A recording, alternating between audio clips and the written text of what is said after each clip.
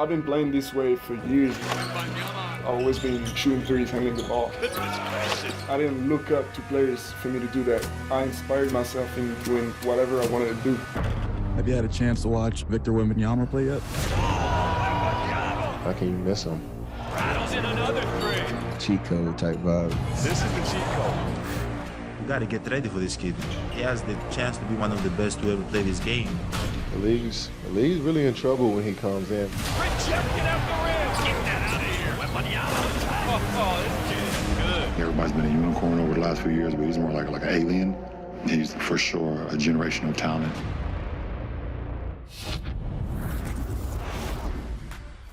It is finally here, the 2023 NBA Draft. Lives will be changed tonight in Brooklyn, New York. We know one thing, and that is the #1 pick. It has been the Wemby show across all of ESPN's networks. The question is, what does the rest of the night look like? We're going to talk about it all on Hoop Collective NBA Draft show. We're squatted up tonight, guys. I mean, look at this collection of folks. We got senior NBA writer Brian Windhorst here. We also have Trey Murphy III. You may recognize him from the New Orleans Pelicans. Welcome, sir. Appreciate y'all. Kevin Pelton is here. Kirk Goldsberry is here.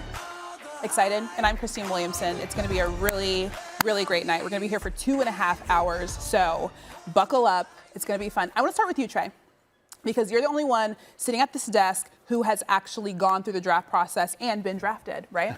I was not. Wendy was not drafted. Undrafted. Okay. Okay, so what is the process like as a player when you're going into this night? What is going through your thought process? What is the preparation like? What was it like for you? Well, for me, I wasn't too nervous, probably like the entire day. Because you had a promise. No, I did not. No, I did not have a promise, but I just wasn't too nervous. At the end of the day, I did all I could do. I went through all my workouts and played the best I could, and got to draft night. Picks 1 through around 10. I was actually just chilling because I knew I wasn't going top 10. And once it got to about pick 11. Man. Pick 11, that's when my heart started beating really fast, and just each pick is like, man, this could be where I'm going. And Man, you were a mess, and I love it. I love it. And trust me, I didn't plan on crying, but it just happened like that. Around pick 16, my agent called me and said, the Pelicans are gonna pick you. And at that point, I was like, all right, cool. Like, night's over. Like, it's gonna be fun. Adam Silver called my name, and just like a wave of emotions just overcame me, and it was insane, and all my family was there, so I was very thankful to have that moment with them. How soon before you actually were drafted did you get the call? Did you know you were going to get picked? 16th pick. Okay. Right after the 16th pick, my agent called me. I had my AirPod in the whole time, so other people couldn't see me pick up the phone. Okay. I didn't want them to, little suspense. Yeah, a little bit of Smart. suspense. You're smart. UVA, man. UVA and Rice. So. Of course, yeah. He's educated. Okay, so you said you didn't plan on crying, so why did you cry? What were those emotions? I just literally couldn't control it. It was one of those things where all the memories of me being in the driveway, my dad coaching me, all the blood, sweat, and tears just ran through my mind. And, I didn't, if I'm gonna be honest with you, I didn't know I would be sitting here, being in the NBA from day one. I didn't even know I was gonna go to the draft until around like February of that year. So it just all came really quickly for me, and I was just thankful and just grateful. And he's good too. Yeah, that's he's probably actually the like reason good. Really to have an NBA career. It's one thing to get drafted. It's nothing to have a career. Yeah, for sure. Yeah, he should have been higher. That's right. Totally wrong. So there'll probably be a few players also crying tonight. The Spurs know it's a very big night for them because they're the #1 pick overall. But they tweeted today, and they said today's a really big day. It's actually National Onion Ring Day. I don't like onion rings. But we did a little poll online to see whether or not if you had the first pick of the draft, would you choose onion rings, french fries, tater tots, or chips? Wow. Everybody said french fries, which I agree, because like I said, I don't like onion rings. Oh, actually, I think I would do tater tots. Your thoughts, Depends Wendy? on the quality of the tot. Yeah, you don't do soggy tots, right. Of course. You know who's French? The #1 pick in the Wow, draft. look at Kirk. Yeah. Well, That's probably Hey, That's right. That was good right there. Actually, we're gonna have Professional transition. 3 French players selected in the top 20 tonight. It's going to be a big night for France. Well, that's probably why there's so many French fry lovers out there. It's a big time for France basketball too, isn't it, Brian? I mean, they're hosting the Olympics next year, and they're going to be a problem, regardless of if they get Joel Embiid in there or not. I'll be interested to see whether Victor cries when he's picked. Knowing him, I don't think he will. But then again, maybe people didn't think you were going to cry. Trey didn't think he was going to cry either. So. Yeah. So here's what I think is cool about Victor, that so you know his personality. Okay. He wore a green suit tonight. Okay. Because he wanted to look like an alien. Is that what he said? It's what he said. Wow. Because of the LeBron thing. So. Oh, okay. You know that we played 45 seconds ago. Yeah. So that's like, to me, that he's embracing that. Yeah. He's going to embrace this moment. That's good. Wendy, I want to talk a little bit more about how you know Victor Wembanyama. Obviously, you've been to France. You got to hang out with him. What did you learn about him? What do you think people need to know the most about him as a person? He has got an edge to him. He will talk trash, but he does it kind of in a smooth way. Kind of like when we heard from him back in November. Remember when he came over to Vegas and he's like, if Scoot Henderson was born in a different year, he would be the #1 pick. It was like kind of a little like trash talk. By the way, he happens to probably be right. And the other day he was like in French. This didn't, the translation, I don't exactly know how he phrased it. He was talking about his teammate, Bilal Coulibaly, who's going to get drafted here, probably in the lottery or close to it. He was like, yeah, he's got the same size as the Thompson twins, but he played better competition. He's not afraid. And the other day, people were like, hey, this hype is kind of out of control. Do you think it's gone too far? And he was like, nope. No, I don't think it has gone too far. He is very confident. He is very, knows his abilities, knows he's put the work in. All those guys who said nice things about him, Trey, that we played at the beginning, all those guys, LeBron, Steph, KD, starting tomorrow, they're going to start trying to kick his butt. It's going to be it's one thing to praise the guy before he gets to the league. And so I think he's ready for that, but I do think he definitely has the confidence of somebody who knows where he is in the basketball world right now. Okay, so this pick is in for the Spurs, by the way. Trey, you're going to have to play Victor at some point in your career. You've obviously heard what everybody has to say and seen him play. What do you think about going up against him? I mean, first things first, I just want to dunk on him because just me being the guy I'm the ladder. Yeah, exactly. Yeah. You get the tallest one in the NBA, one of the best shot blockers. It's just me being competitive at the end of the day. But just him defensively, I know he's going to be, a really good player. Even if he doesn't do anything offensively, he has the type of ceiling to be one of the better, be a defensive player of the year candidate very early in his career. And then offensively, he's just very talented. And so it just doesn't seem like there's any bust potential for him. So I can see let's say November 27th, Pelicans at Spurs. First quarter, they're switching. You get the ball on the wing. Are you driving? Are you stepping back? Because I know you're one of the best three-point shooters in the league. What's your you want to send a message? What's your move? We're on air right now. I can't tell. You can't tell the moves right now. Yeah, I can't tell him before it happens. It's funny. Here's what I think he's going to be better at than anybody in the NBA is blocking three-point shots. Yeah. Right now, that's absolutely. the category that somebody named Matisse Thybulle has dominated over the last Herb Jones few as well. years. Yeah, and Herb Jones. as well. Wendy, you've projected this is going to happen too. Spurs guys I talked to, confident this is going to happen. Do you think he's going to be able to surprise a lot of catch-and-shoot guys around the league with his ability to cover ground and block those three-point shots at high rates? Surprise? I mean, he's 7'5", so Right. at the end of the day, you're gonna see him. Yeah. It's just the fact you're just gonna know. You just have to know you have to get off pretty quick. Yeah. And I mean, if he blocks it, he blocks it. He's different. He's an alien, I guess. So his hand from the bottom of his palm to the top of his finger, it's like a foot. Oh, wow. I mean, we saw him holding a baseball. It looked like That was so weird. a piece of sand, to be honest. In the first pitch too. So when he's got that the was long rough. arm, but then his hand is so long. Yeah. And so he tips a lot Yeah, of balls. absolutely. Now, in France, there may not be as many tall wings like you, so you have a little bit of an advantage. But you're going to be on the scouting report to watch out for that that Absolutely. paw. I mean, he probably shouldn't be too far off anyway if he's guarding me. So hopefully that's part of the scouting report. I like that. Low key, you better stand on my toes. Yeah. I'm gonna bust you. I like that a lot. Okay, Kevin, I want to ask you this because obviously we've been talking about all the upside of Victor Wembanyama. It's been, like I said, the Victor Wembanyama show for the last few weeks, but he has to have some negatives, right? You've ranked these guys, you've watched these guys play. What are the things that are the negatives for Wemby? I mean, I think the biggest area for improvement for him is going to be kind of his core strength. And that's something that, Brian can speak to the program that his people in France have had him on. But still, I think that is the one thing you can do as another big man going against him is kind of play into his body. Mm-hmm. And I was watching the finals where they played against AS Monaco, which won that series 3-0. And Dante Hall, who spent some time in the NBA, was able to have some success going right at Wemby in that manner. So, I think that's the biggest area. And then, right now, his shooting percentages from 2 aren't necessarily that high from 3 because he's trying things. Yeah. He's trying these, 6 dribbles into a Dirk fadeaway. Those are really difficult shots, and it's great to have that ability, but it can't be the base of your game. Yeah, he's only shooting 30% from 3. He made 82% of free throws and then 43.3% of mid-range jumpers, with many of them contested. Also, I saw that he had a stress fracture, which I had a stress fracture in my non-professional career of volleyball.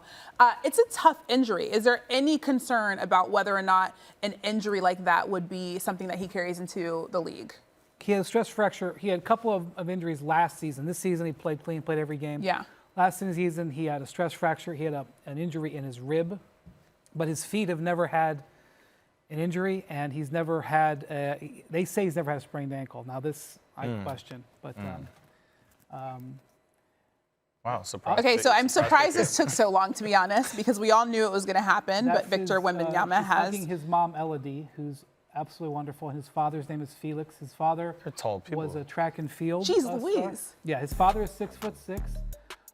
His mother is over 6 foot. She was a professional basketball player in France. Wow. I love this tweet because it did take a little minute. It says, Wemby just fell asleep waiting for this. Yeah, so his look at that, Jack. his great grandfather, that's Bilal Coulibaly, who's going to be he was just his teammate. His great grandfather was over 7 foot tall. Okay. Who is his father is of African descent and his mother is French. So he comes from great basketball genes. His mother, his sister is a professional basketball player in Monaco. So oh wow. She's older than him. His brother is younger and he's 16. He's maybe about 6'6", 6'7", and he is in an academy. So his mother was a. Are you being traded? No. Okay. I don't think so. All right, good. Every time Trey picks up the phone, we're going to be like, what is that about? I got a call earlier, and I was like, oh, Lord, come on, please, not right now. How are you being drafted? Sorry.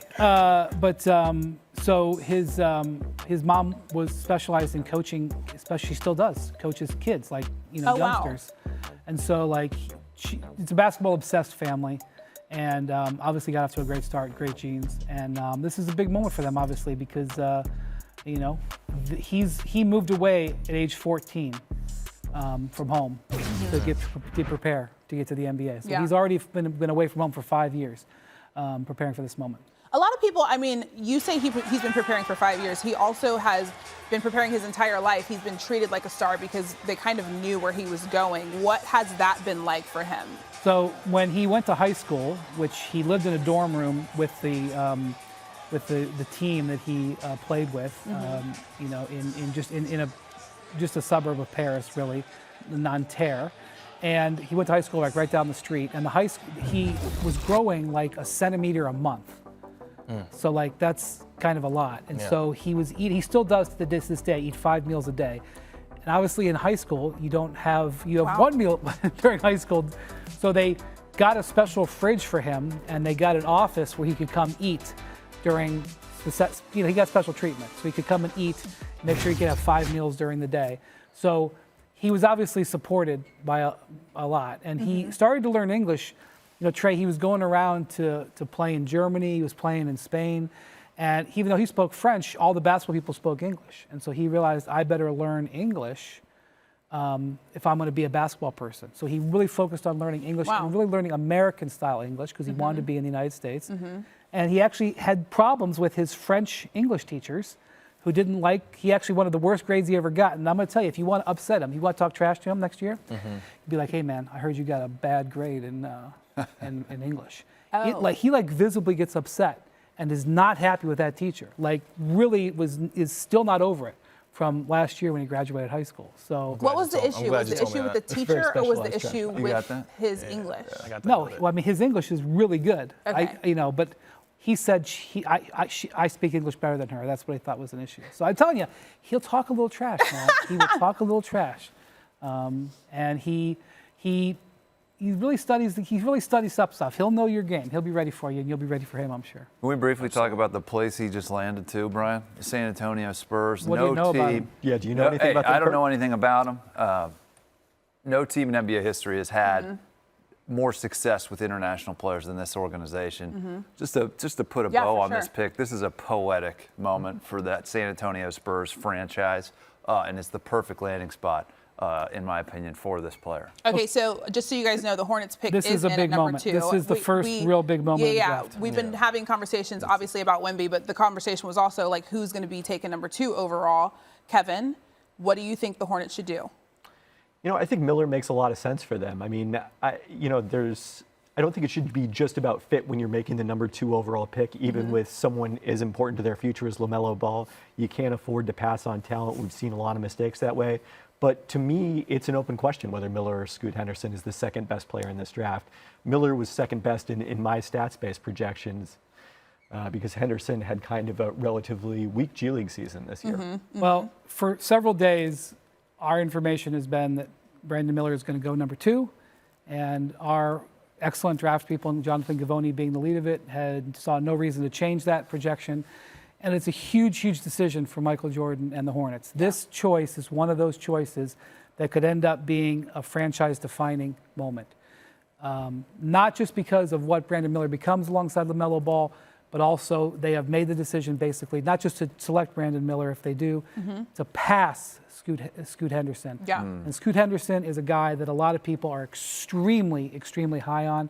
You talked about him. You're a big fan of him, right? I like his game. I definitely think he has the mentality to really be successful in the league. He really loves the game of basketball. It's very apparent. And that's really what matters, especially your first few years, is your mentality, because there are so many ups and downs. If you're not even killed, if you're not still confident in yourself, the league is just going to chew you up. And so I definitely think just based off of mentality, he's going to be good. I really have high expectations for him. Yeah, so they could have traded this pick. They could have traded this pick to the New Orleans Pelicans. They never had any interest, I think, in doing so. And, Mitch Kupchak, the general manager, has said that this is a Michael Jordan pick, even though he sold the team, I think, for about a $2.7 billion valuation last week. I would love to know how that actually went down, because I can't believe that someone's bought a team for $2.7 billion and then didn't get to make this pick. It's like buying a gigantic mansion and then not getting to decide what color it is. Yeah. Oh, wow. So I do want to mention, because we talked about the fact that here comes the pick. I bet the guy on the phone got drafted. Probably. They're not just showing that guy for no reason. Yeah, there's a reason the cameras are on him. When you're at the draft, you can kind of they know. I do want to point out that Wemby did cry, by the way. We talked about that before he got picked. He did cry. One for one. So we got one guy crying today, and we now officially know that Brandon Miller has been chosen out of Alabama. I like this guy's suit. Did you guys see the inside of the suit? Because he was repping the Crimson Tide on the inside. He had photos from when he was a player. But what exactly is the Hornets going to get out of Brandon Miller, Kevin?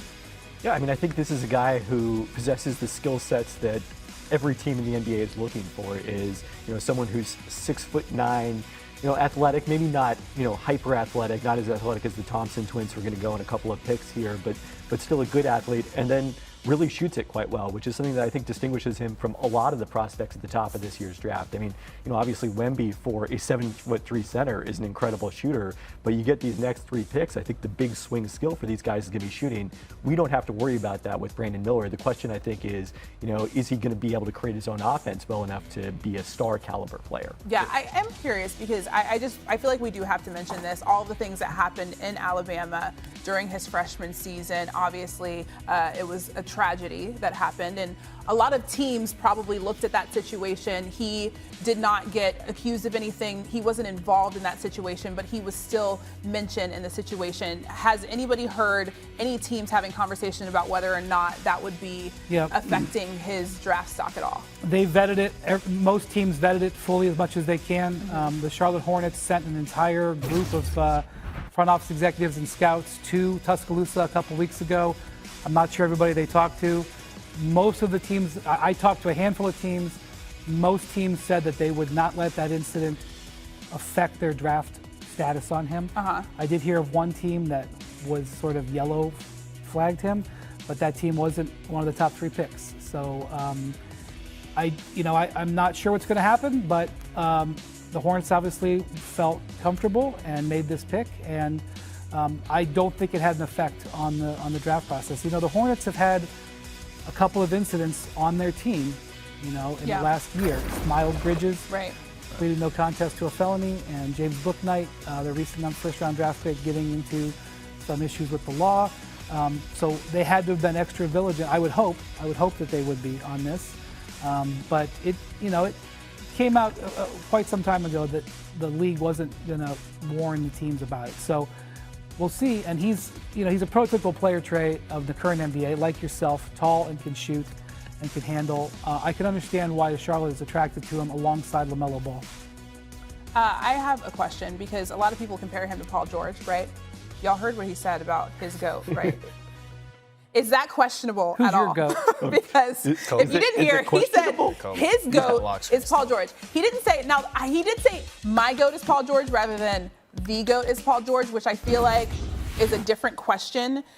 But Trey, what do you think about that answer? Didn't he say my GOAT? He said my GOAT. Well, then at the end of the day, that's who's his best, that's his favorite player. Okay. So, you can't punish the man for saying that was my favorite player. That's the one thing that the person asked, the GOAT debate, LeBron, Michael Jordan, he said, neither one of those are my GOAT. My GOAT is Paul George. So yes, being young sometimes, not being super media trained, you probably answer the question first and then put your own spiel into it. So then people don't kill you on the internet for it. But at the end of the day, though, if that's who he thinks is his favorite player, you can't fault the man for that. Yeah. I'll go one step further. He has been compared to him. Exactly. And a lot of the draft models around the NBA reveal that is his ceiling. And Paul George is an incredible sort of modern superstar on the wing, can create his own on the perimeter, incredible defender, all-star player.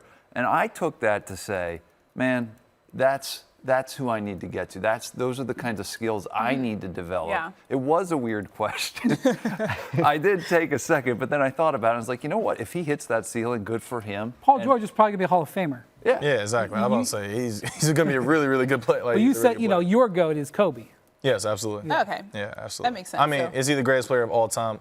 Probably not. But my favorite player of all time is definitely Kobe. Okay, so I feel like we should change the answer. It should be who's your favorite player and then who is the GOAT. You can't have that many greatest of all times. Right. Okay, so we have this poll on YouTube, a draft grade for whether or 40% giving it an A. That's pretty solid. Who are these 22? Okay, 22% those are Victor Wembanyama's teachers. But it says, it says that they should have drafted Some people think that's my grade. 20%. That's right. Anybody agree with that at all? I mean, haven't done the draft evaluation. I will tell you that a handful of scouts that I talked to thought that Scoot Henderson was number 1 pick overall worthy, just not this year. Yeah. 2024, 2025. And that's why I think, right now Portland's going to take him. And they're going to be happy to take him. They're going to be happy. And I think I think they made the decision a while ago to reject all trade offers. I don't think there's any trade coming here. The 23rd pick in this draft, which is also Portland's pick, we'll have a different conversation in an hour or two. But they're going to take Scoot Henderson, and they're going to be happy, and we're going to wait to see what Dame Lillard says. Wait, can we dig in on that? So there's been a lot of talk lately. Our colleague Jonathan Givony has used the phrase threading the needle about how Portland can, take Scoot Henderson or a young player at this pick and still be competitive on Damian Lillard's timeline. Is the 23rd pick how they do that? Not the play. I have heard the 23rd pick being in discussions for veteran players, but they're not for starters. Okay. The number 3 pick, they could have gotten a star player, I think. And so now it's official, it's Scoot Henderson. And, I think Dame, it's not like Dame had to wait till this moment. I think Dame knew this was coming. Yeah. I think that the Blazers informed him it was coming. And so it's a big moment for Scoot Henderson, and it should be a celebrated moment for Scoot Henderson. And unfortunately, he's probably going to get asked immediately about Dame. Right. And that's not really fair to him, but welcome to the NBA. In the NBA, you get questions like that. Absolutely. And but there's a lot of excitement around this guy. He's not as good of a shooter, right, as you'd like him to be, not as good of a shooter as Brandon Miller, and that might have contributed to why he goes 3 instead of 2. What I find fascinating about this, and before I say this, I'm not saying he's Michael Jordan. Can we all agree with that? Okay, but it's fascinating, though, that Jordan is sitting in the room here when he was on the board. The team in front of, obviously Hakeem Olajuwon went 1. Portland, ironically, was sitting at 2, and they drafted for need. They needed a center. Drafted Sam Bowie for need over maybe the player who was more talented, Jordan at 3. Historic moment in the NBA. Here we have Jordan here, and I'm sure, yesterday Mitch Kupchak, when he had his press conference, said we are going to draft for talent. So the Hornets obviously believe that Miller, or not obviously, but it sounds like they believe that Miller is the more talented player, but he also fits better. Yeah. It would have been a fit issue if they drafted Scoot Henderson. So it's a fascinating situation, that is, 40 years later almost, that they're almost kind of in the same position. They drafted a guy that could have been not maybe as talented. They may regret it. I think the case for Scoot rests on 2 things, Kevin. One, he's younger, right? He's 19. Brandon Miller's a little older. That's interesting to me. And the other Which is what Dame said he didn't want. He didn't want a young guy. He's one of the best athletes we've seen in this position group in a very long time. I think his ceiling might even be higher than Miller's.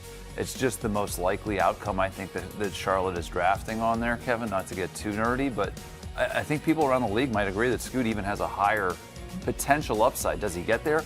That's the big question. But for me, Portland was happy no matter what Charlotte did. The 4th pick that's coming up here, guys, is one of the toughest picks in this draft. The draft sort of starts with number 4, is what I've been told. And the Rockets are on the clock now. So most of the folks in the prognostication business think that Amen Thompson will go here from Overtime Elite. Amen Thompson is big-time athlete, great size. I was talking to a guy today who just recently worked out with the Thompson twins, and former NBA player who told me absolutely incredible elite athleticism. Neither one of them have an NBA shot right now. Amen is kind of known more as the more offensively talented, and Ausar is known more as the defensive. Is that correct? Am I correct? He's kind of the role player. He played off the ball while Amen was handling it a lot of the time when they played together. And so he's more active as a cutter. He does take the more difficult on-ball assignments defensively. He's a better shooter than Amen is. So, they kind of fit together from that standpoint. But if you're talking about upside and we just talked about it with Paul George. The archetype in the league right now is a big wing who can create their own shot. Amen Thompson, especially if he continues to develop as a shooter, he's got that kind of potential. Okay, but I do want to mention, Kevin, that you have Cam Whitmore as the 3rd best player. No, I don't have projections for the Thompsons. Yeah. I haven't figured out the whole TE thing. Okay, so they're not there, but why Cam Whitmore at 3rd overall? Well, we just talked about, Kurt just mentioned age, and that's a particularly strong factor in Cam Whitmore's favor. He, didn't turn 19 until after his freshman season at Villanova, one of the youngest players in this class. And then also one of the key indicators when you look at projecting draft prospects statistically, and I think this worked in Trey's favor, guys with high steal rates tend to come out very well, and Whitmore had one of the better steal rates in the class. I do want to mention, let's go back to Amen Thompson really fast because he's been compared to Ja Morant, but also people have said, I think, Wendy, you mentioned this, the fact that he's not really a good shooter. It says that he has some Ben Simmons in him. Is that anything that anybody should be concerned about? I feel like Ben Simmons is kind of a one-of-one thing in terms of it's not his inability to shoot, it's willingness to shoot. Exactly. That's I feel like what people are alluding to when they say that. Amen will shoot it. Well, one of the things that I think is interesting, Trey, is like we're going to say this a lot in the top 10 picks. Incredible athlete, can't shoot it yet. You came into the league as a good shooter. Do you think the NBA is good enough, or some of these teams are better than others at building that shooting skill out in the first few years? How do teams accomplish that? It's really such a big player development thing in basketball right now. When you hear this, incredible athlete, can he learn to shoot? Do you think this is even possible for some of these young guys to learn quickly how to shoot like you do? Quickly, I don't know for sure. And at the end of the day, this is your job. So you're going to have all the resources that you need to become a better basketball player. That's on you if you want to use those resources. So I don't see how people, don't come in and like just become better shooters, because this is your job. Yeah. There's nothing else that you have to do. There's no schoolwork anymore. All you have to do is just be in the gym and get better. That's it. That said, I remember watching you shoot in preseason, or maybe the first week of the season. I think it was the opener, your rookie year. And I watched you go through your warm-ups.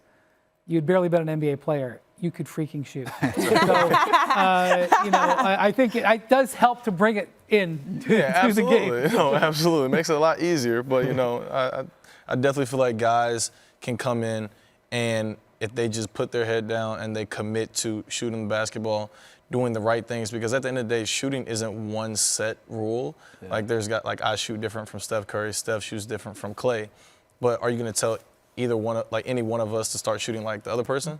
Mm-hmm. No. One of the great shooting development stories of the last looks like he's already starting to cry. Really? Just so you know. It already looked like it was welling up. So.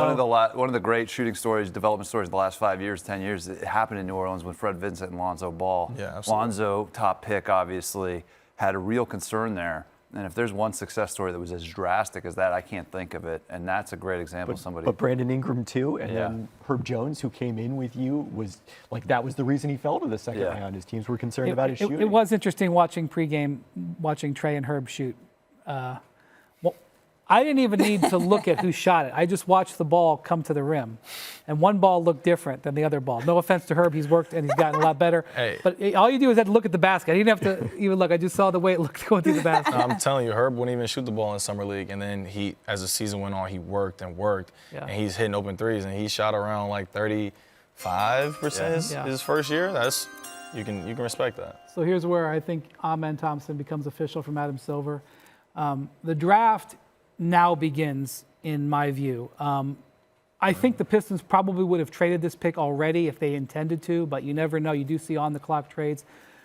There were teams trying to get up to number 5 here. The interesting thing that has happened in recent days, Anthony Black has risen up the boards. He's a point guard out of Arkansas. There's a belief that the Magic have some interest in him at 6. Some teams who really like Anthony Black, including the Utah Jazz, have explored trying to get up in front of the Magic at 5. But it'll be interesting to see. I expect the Pistons at this point to keep the pick, and if they keep it, whether they go with Ausar Thompson, whether they go with with a power forward here, which is something people think they could go with Jarace Walker, or whether or not they do something else. So this is, to me, all the teams behind. Amen Thompson was really projected to go 4. All the teams in the rest of the lottery are now locked in. They now want to see what's going on with this pick. I want to talk about the Rockets a little bit because their luxury tax space is somewhere around $105 million. There's been a lot of conversations about Harden. What do you guys think might happen in Houston? Obviously, now they have Amen Thompson. Wendy, what do you think it's going to look like going forward? I think they're trying to sign veterans. I think players that they're looking at, Dylan Brooks, who seems to be on his way out for the Memphis Grizzlies, and Brook Lopez is a guy that, Ime Udoka, the word in the NBA is that he is targeted to want to come in and be the backline of his defense. They have, I believe, in the neighborhood of $60 million in cap space. About 65, I think. Yeah. Milwaukee is, going to try to get Chris Middleton re-signed. the Brook Lopez thing is going to be hard. Milwaukee is a repeater tax team. Lopez is going to be one of the interesting contracts that comes out in the first day or two of free agency. When you're trying to steal a free agent away from somewhere and you're not a good team, Right. Yeah. and you're stealing away from a good team, you kind of got to buy your way out of the situation. I don't think you'll ever make it to free agency because I think they'll get taken care of next year. But it would be great if someday somebody saw you as a guy to try to overpay and just say, we got to have him. We got to have him. I wouldn't complain. Yeah. And I think the Rockets have some free agents where they got to have. And so I think they will spend a lot in the first couple of days of free agency. And, I think they want to rapidly improve. And I don't know how much time Amen Thompson is going to get. I don't know where he's going to end up in their rotation. I think they're transitioning. They want to hit the gas a little bit. So it'll be interesting to see where that plays out. Okay, so what about the James Harden situation? Do you think that plays into this at all? My feel at the moment is that James Harden is, let me rephrase it this way. I think the Sixers are feeling positive about their ability to re-sign James. Okay. I think it's more positive than it was a month ago. You can debate about whether the coaching change had anything to do with that. The thing with James Harden will be how much and how long. He's significantly below the max right now. They take him to the max. If they take him to the max, they can only give him 4 years because of his age. They give him 4. Do they give him 3 with the 4th year non-guaranteed or partially guaranteed, or some way to do it? But I think Philly feels like they've got a decent shot to keep James Harden. Okay. Both Wendy and Kirk, you said that you feel like the draft starts right now. Why exactly is that? Well, the first 3 picks were obvious. There was a little mystery of the scoot in the second and third pick. Wendy, Amen was 4, sure. Now things get interesting. I think there's no consensus starting around now in the draft. Yeah. So you're going to see teams might not like what's left, start to move picks around. You might see some trades. We've heard rumors about Dallas, Orlando, some teams like Utah trying to get up there. So I think there's different tastes now at this point in the draft, and we could see a lot more posturing. And here's our expert right here. Yeah. What do you think about that, KP? Yeah, I mean, it's interesting because we don't necessarily see a lot of trades involving picks in the top 10. I think it was, Trey ended up going to New Orleans as the result of a trade where they moved back with Memphis. I think that was just outside of the top 10 with Zaire Williams. They ended up drafting, number 10, and flopped Steven Adams and Jonas Valanciunas. Yeah. But it's always a challenge to value those picks. This is interesting. So Amen's mother is sitting with Amen as she goes through his draft process here. Ausar, I think, is about to get drafted. We got to let her get back. Got to let let's delay right now to let mom get back That's because a good point. Yeah. So this never happened before. Where the Morris twins got drafted back to back in the lottery 2011, I think. 11? Yeah. So I guess it has happened before. So, But not in the top 10. Yeah, this is the first time. They're going to book it. I think it's going to be Ausar. Because I could just tell by the way the cameras are. One interesting for sure. note is Amen Thompson is actually older than Jabari Smith. Oh, I thought you were going to say I his was brother. going to say his brother Charles. By like 5 seconds. That's big, bro. Age is a big deal. Age is a big deal in the draft. How does that affect the Thompson twins and how they went sequentially in this lottery? Yeah. Okay, so I did actually hear who you said. Who did you say? Jabari Smith Jr. is so young. Yeah. He's going to start his second year younger than Amen Thompson. I mean, I think people got a little too far down on Jabari Smith Jr. at the start of last season when he struggled. And, obviously the comparison to Paolo Banchero, who came in just physically ready from day one to dominate against other NBA players. But Jabari, the second half of the season, really started to play much better. Yeah, and that's why this age is such a big deal. How old were you when you got picked? 21. Oh, you're old, Yeah, I know. That's what they said. I was old. I was like, man, I don't feel old. You're off Kirk's board. Mom got back. All right.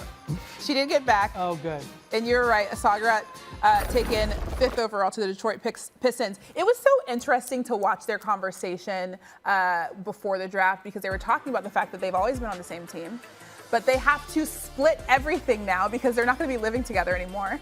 They were talking about splitting shoes. That, like, people had to get the Travis Scott Jordans and split those up. Somebody got the PS5. I forget who, because they look very similar, but somebody said it's like having a bad divorce. So I think that part is very interesting when it comes to these two. Do you think they can afford 2 PS5s? No. Money's tight until November 15th. So yeah, let me ask you about that. So, like, you've got to move. Like, do you get a bonus when you first sign? Because I know you don't get your check till November 15th. You have to give. You're supposed to negotiate that for sure. Yeah, it's not right. automatically. I feel like a lottery pick, you're going to get a little bonus when you first sign. I think You should. Yeah, you should. Unless you got a great endorsement deals, then right. You might be asking mom for a few dollars until. Well, that happened this year with Christian Brown from the Nuggets. He got drafted, and he was there on summer working out, and he really hadn't gotten much money yet. And he parked illegally. Like do you remember this? No. It's a great story. He parked in all 3 spots, so he should get tickets. He parked. He doesn't know how to park. The Kroenke family has 3 spots outside Ball Arena, and he was like going to just run in and get something, and so he parked across all 3, and they fined him $5,000 for each spot. So $15,000 he got fined. It might even been more. I think he might have been 30. I don't know, whatever it was. 15. It was 15. That would have hurt me even after November 15th. Yeah. Though. I would still be hurt about this to Right. this day. Everybody's hurt. Kevin, are you at all surprised that the Pistons went with Ausar here?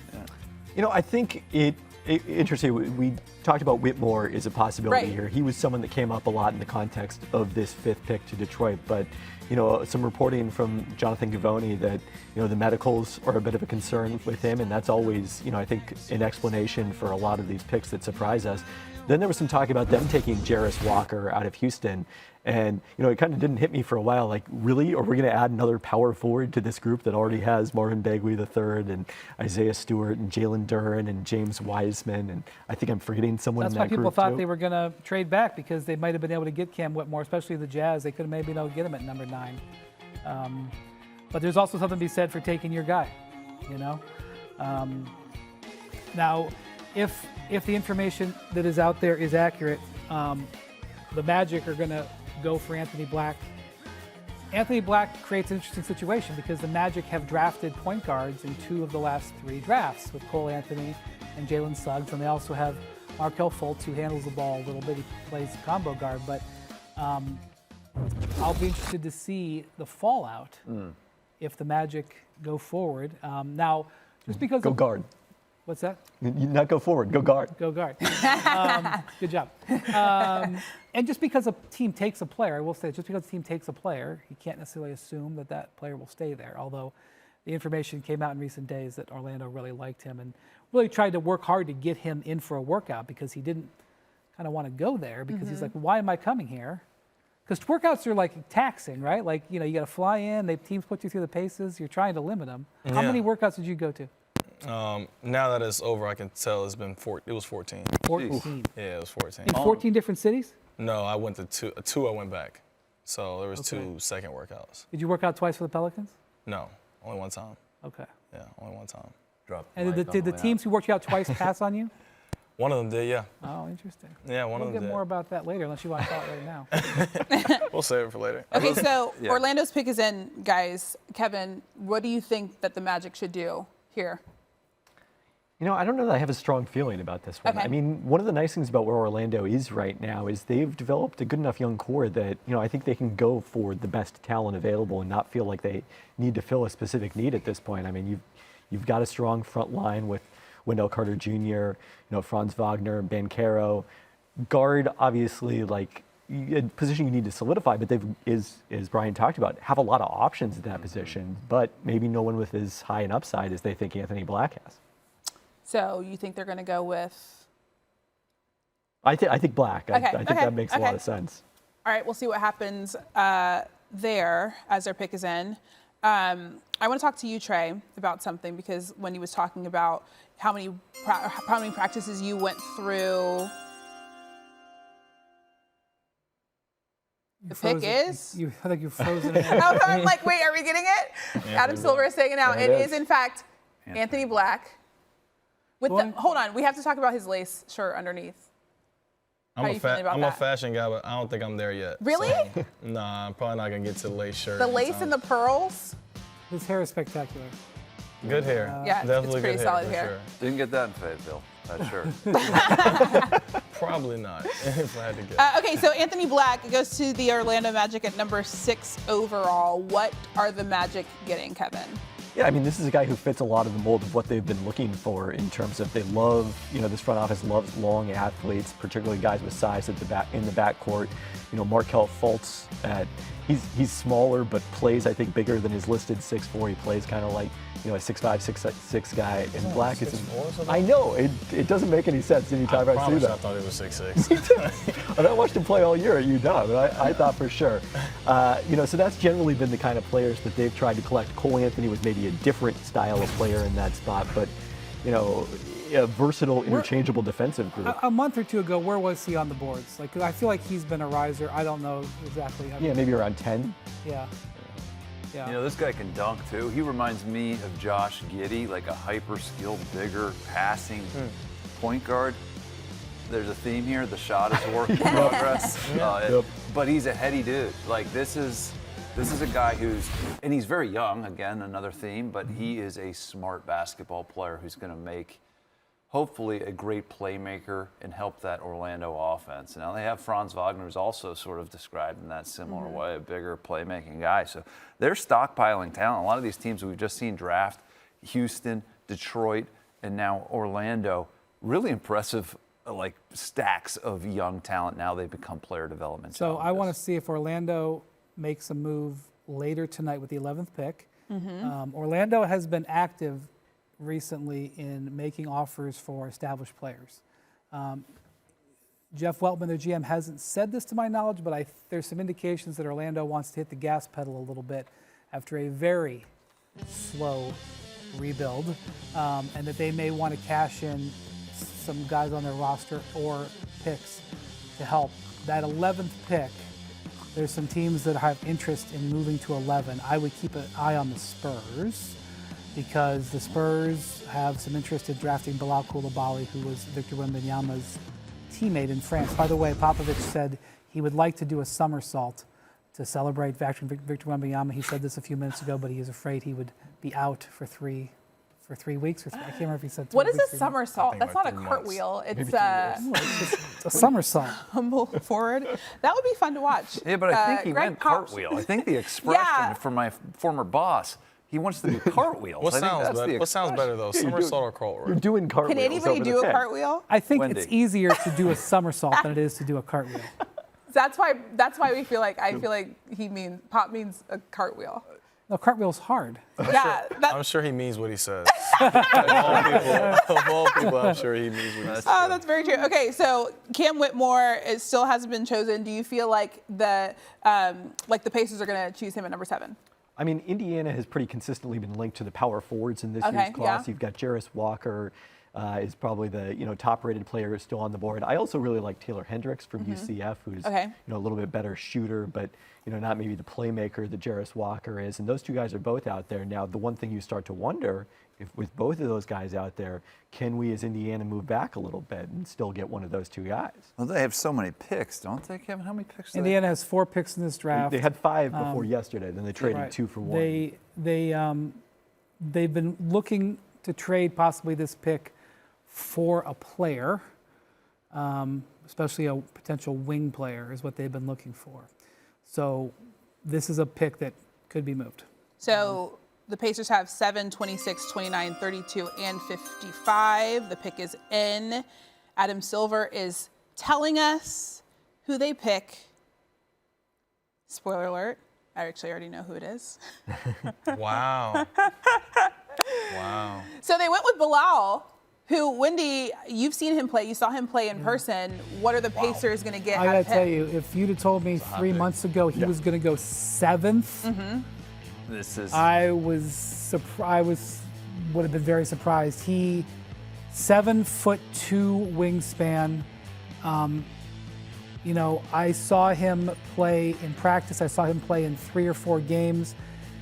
He's a work in progress. I mean, there are moments where he's absolutely able to dominate. He has great athleticism. He can create his own shot, and there are other moments where he's out on the court for 10, 15 minutes and he doesn't do anything. That's right. So this is an upside pick. There's some indications that he might have been traded already. I'm gonna say it's all Sean come up on the TV screen. Yeah, this is I mean, just like Anthony Black, this is a late riser in this process, and that's an understatement. I don't like a lottery guy. Yeah, we did not see this coming. One of the best highlight reels. Yeah, you know what I meant. It'd be interesting if Sean came in the lottery. Just an insane athlete, the 3-and-D guy that the league craves right now. But I did not see this coming. This is relatively shocking.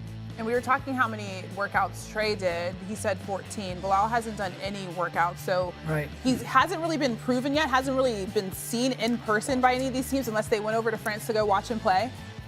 There was some executives who were literally going over and watching the French finals a week ago to watch him.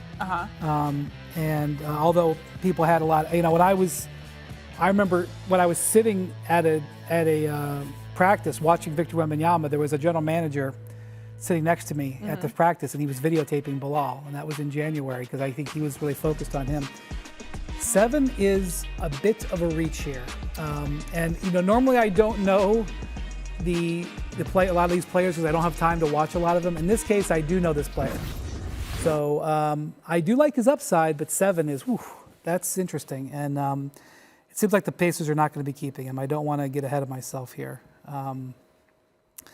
But it seems like the Pacers are moving back to give up with him. So that means... Okay, so Woj actually just tweeted the Pacers are trading him to the Wizards, sources tell ESPN. Yes. You're correct. Is that what you saw, Wendy? Yeah, that's what I think it is. And this is interesting to me because what I suspect happened here is that the Pacers were in talks with other teams for the 7th pick. And we're trying to get up in front of the Wizards. And the Wizards may have made this deal to block people from getting in front of them. The Wizards just traded for 7 second-round picks earlier today. Yeah. When they made the Bradley Beal deal official. It wouldn't surprise me if some of those second-round picks were immediately put into play here. If you have that many and you like a guy you want to move up one spot for, that's what they're there for. But I would love to know what Kevin Pritchard, the general manager, I guess I don't know if he's the president, what his title is, of the Pacers. I'd love to know what he had on the table because I heard some significant rumors about this pick. And it'd also be interesting to see Indiana obviously felt comfortable moving back. Indiana has been looking for a power forward. They have been looking in trade for a power forward. They are planning on looking at power forwards in free agency. They have some free agent money. The top power forward on the boards is Jarace Walker from Jarace Walker from Houston. Yeah. So it'll be interesting if they were able to get their guy and move back. Like, okay, we'll move back for a couple of free picks. Yeah. Sometimes when you move back, you have to move back 5, 6, 8 spots. Right. It's a risk. This is a risky pick. I mean, this dude was literally a second rounder a few weeks ago, maybe a month ago, and now we're getting him at 7. A new front office in Washington, really trying to make a splash here. We'll see. This is interesting. If his trajectory is what people seem to think it was for the last few weeks, this is a great pick. But this one might be. It's just going to be interesting to see how this one ages for this new front office. The other thing is, not college guys getting drafted here. 2 overtime elite guys. Two French guys. Crazy. Yeah. This is Bilal is one of the highest French players taken. Just SEC guys. Yeah. Bilal's one of the highest French players taken. Frank Ntilikina was taken 8th. Joakim Noah sort of French, descendant, but he sort of played in America. National team. France. What does that mean for the league? Does that mean anything for the league when it comes to players? I feel like players are playing a lot longer. What do you think about it? NBA. I mean, you went to 2 colleges, spent 4 years or 3 years in college? 3 years. 3 years in college. What would you tell somebody who asked for your advice after seeing all these non-college guys go in the top 7?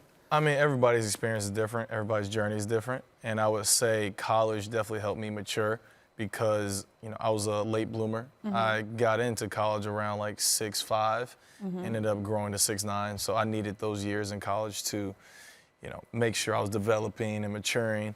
And, it just depends on who you are at the end of the day. And I definitely think, college helped me play basketball at a higher level. The other thing is a lot of these players, they went through the COVID years. They got extra years. They decided to stay behind because they kind of, had a little bit more time to develop, spend a little bit more time with their team, wanted to win national championships because they weren't able to win them in those earlier years. So that might be another result maybe of the reason that these players are staying a little bit longer.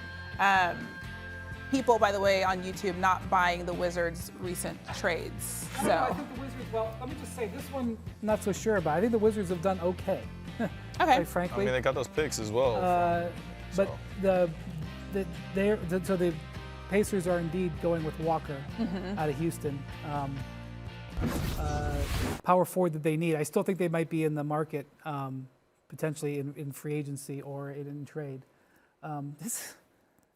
The Pacers have to feel pretty good about where they got, because there was a possibility that Walker was going to go to the Pistons, and they were going to have to go with maybe Taylor Hendricks, who was sort of the second on the board of the power forwards. They get the guy they want, and they're going to pick up whatever they got in this trade, which sounds like it's going to be a couple of second-round picks. I mean, I like Hendricks a lot, but if you think about the fit with Miles Turner in Indiana, I think Walker makes more sense in some ways, because Hendricks duplicates some of the same skills that Turner has as a floor spacer from the front court. They're both guys that really can block shots, but one of the things that distinguishes Walker is his ability as a passer in combination with that shot blocking, and that's something that they didn't have in the front court. By the way, earlier today, this was a stunning development. It's not really getting talked about. The Lakers, are you trading? Nope. The Lakers made a deal with the Pacers today where they swapped the 47th pick for the 40th pick, and they got $4.7 million for doing it. I'm just going to say that again. The Lakers moved up 7 spots in the second round, in the 40s. They didn't move up from 37 to 31 or whatever. 7 spots in the second round, and they paid almost $5 million cash. Wow. So the Indiana Pacers picked up $4.7 million for moving like 7 spots in the draft. They already had 4 picks in. You got a shout out. I just want to mention this because we're almost to a year from what is going on in Utah. That was July 1st. I know that because I was there that day, and there's an interview that we're doing for that specific day. Now, somebody tweeting that you said watch the Lakers tonight and put your finger up. So now I don't remember saying. I said watch the Lakers. You had to put the finger up to write a check for $4.7 million to move up 7 the spots. Lakers. I put up 7 and write the check. That's what I put up. But anyway, I want you guys to talk more about Walker. Interesting note on Jarace Walker. Okay. First Houston Cougar drafted in the top 10 since Akeem Olajuwon. Oh, wow. So that's a good note. I mean, Houston is an ascendant program right now, but Jarace Walker reminds me a little bit of Jeremy Sohan, a playmaking big. That's a good comparison. And I think, I like Indiana. I like where they are, and we'll see if they're Tyrese Halliburton is a great. You start there. You got a good young point guard who can shoot and create offense. So I like this pick. What do you got? Mathurin, yeah. Yeah, Mathurin, obviously a great pick last year. I mean, small forward, I think, is the one position you continue to look at where they don't have that young player who can be part of the core going forward. Buddy Hield has been terrific for them in that spot the last few years, but this is his walk year of his contract, so we'll see how they handle that. And, as we've talked about, they have several more picks to potentially address it. A lot of people are saying that he has a football player's body. What does that mean for him? Yeah, like a tight end body. He's 6'7", 7'3" wingspan. What does that mean for him I'm looking at this tweet. On live with a box of popcorn before. He had no idea what was going on. Maybe he didn't think he was going to go. Here's my little tip. If you're going to speak on national television, don't eat popcorn before you do. That's actually very smart because you do not want popcorn in your teeth. Well, popcorn in your throat is what the bigger concern is. But hey, listen, he can do whatever he wants. It's his night. Yeah. So football player's body, what exactly does that do for him? And how strong of a player is he on the basketball court? Yeah, I mean, I think one of the things that makes him really exciting is he's got that football player's strength, but also nimble feet, like a great tight end would also have. And that gives him the potential to switch out at times in addition to handling physical power forwards on the block. Defensively, I think there's a lot of upside. And Kirk made the comparison, Jeremy Sohan. I would say Walker's even a better shooter. I think he's one of the more versatile players at his size that we're going to see in this draft. Dribble, pass, shoot. He's not great at any of those things, exactly, but he can do all those things. If he develops, then you have a tight end who has a lot of skills. Yeah. I don't think he's going to need to play football. I think he's going to do well enough on the court. Okay, so the Utah Jazz have their pick in. Kevin. I'll point out that the Jazz in recent days have been having discussions about acquiring power forwards, which surprises me because I thought they have an excellent all-star level power forward who's serving in the Finland. I don't know if he's able to watch. I think he's still serving in the Finland military. If he's able to watch the draft, I don't know if he's in the barracks. But it is interesting to me that they've been looking for potentially a complement to Lauri Markkanen or I don't know if it's a backup or a chance to, because Markkanen played 3 a little bit for the Cavs successfully. I'm not sure what the Jazz have been looking for, but I've heard them attached to several power forwards in the trade market in recent days. So let's keep an eye on that as they make their draft pick here. And I do believe they attempted to move up from this pick. They have 3 first-round picks, a bunch of extra picks just in general because of the Donovan Mitchell and Rudy Gobert trades. But they weren't able to trade up in this draft, so let's keep an eye on what they're going to do. So, Kevin, knowing what Wendy just said, what power forward do you think is the best that they could go with here? So this is a situation where I think Hendricks makes a lot of sense. And one of the things that Utah was able to do last year with this front line under Will Hardy was a lot of interchangeability between Kelly Olynyk and Markkanen and whoever else they had out there. Hendricks, with his shooting ability to space the floor, I think fits into that vision where you've got a lot of size out there, but not sacrificing shooting by doing it. This also would be a potential Cam Whitmore destination, I think. Oh, okay. Okay, so Cam Whitmore still in the conversation here.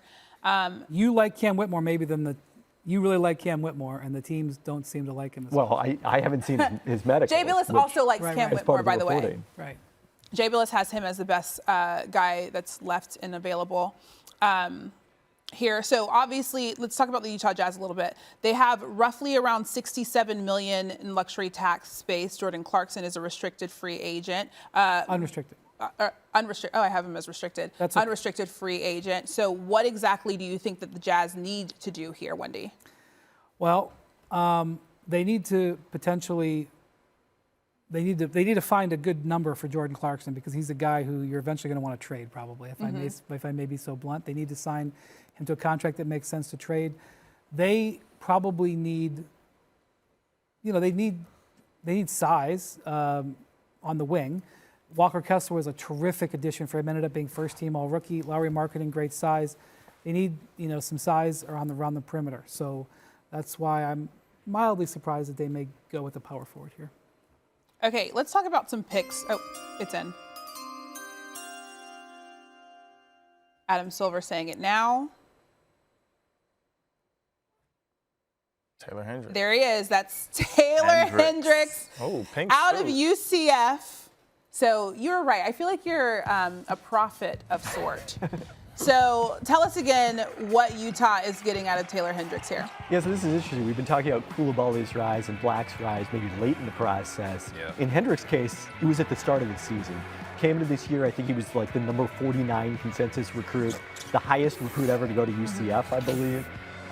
This is not the typical place, although a great year for the AAC in addition to the SEC with 2 top 10 picks out of the American Conference here. I talked about his shooting ability at his size, also a terrific shot blocker. Maybe not the feel for the game that Jarace Walker has. If I was to go with a comp for him, like kind of a rich man's version of what Chris Boucher has been for Toronto the last few years, but Chris Boucher was drafted when he was like 25. Well, that's exciting. Hendricks is 19. Well, no offense to Chris Boucher. Hey, let me give you maybe a ceiling of Jaren Jackson Jr. The combination now that's more interesting. Of 3 points. That's definitely different. I'm trying to be realistic. Hey, I'm not. I said ceiling, right? Just to be clear for the YouTubers out there. I think that we're talking about a guy who can shot block, like you said, and shoot threes. That's a rare combination, or is it? Victor Wembanyama. Now we're starting to see guys like increasingly that. Common. It's not. It's increasingly common, but this guy is a small school product who can block shots on one end and space out on the other. I think the Utah Jazz love that concept. If Rudy Gobert could shoot threes, he might not have been ever traded, but he couldn't. So this allows them to let Walker Kessler shoot threes. Will Hardy to play 5 out in some cases and not lose a lot of rim protection on that defensive side. Kirk, you said he's a small school product. He went to UCF. He's maybe not as proven against top competition just yet. Do you think that has any indication of what he might be able to do early on in his NBA career? I mean, I think it's becoming less of a concern probably for NBA teams. You know, they didn't play the kind of schedule in non-conference, certainly that Houston did, but he did go up against Walker multiple times in conference play. So, and you know, the American is probably at the top of that mid-major pecking order, just outside the Big 5 or Big 6 if you want to include the Big East. Yeah, and as Wemby pointed out already, this top 10 is kind of weird. Like, if you look at where these players are coming from, one of the things that the analysts in these front offices are having to do is look at overtime elite stats. You've mentioned how hard that is already. Look at the metropolitan stats, that level of competition. Look at the SEC, and now look at UCF. UCF, relatively easy. Yeah, G League Ignite, great point. Can I interject into this? Yeah, of course. Yeah, I'm about to say, I played in mid-major, mid-major conference, and I was at Rice University for 2 years and ended up transferring to Virginia. The main difference between mid-major and high major, a lot of times, is just skill level. And I would say the skill level is better in the mid-major than Why is that? it is, because there are a lot of guys that are a lot smaller. They couldn't depend on their athleticism, because most of the guys that are high major athletes, they're not as skilled. And so that's why you'll see a lot of the high major teams in the ACC, their offenses are a lot more prehistoric, and you'll see a lot of guys that just can't really shoot the ball. Yeah. But when you go to those mid-major schools, you see teams running 5-out offense. They're running a lot of different stuff based on their team. They all have a lot of skill. So it's different, but it's not, the end of the world.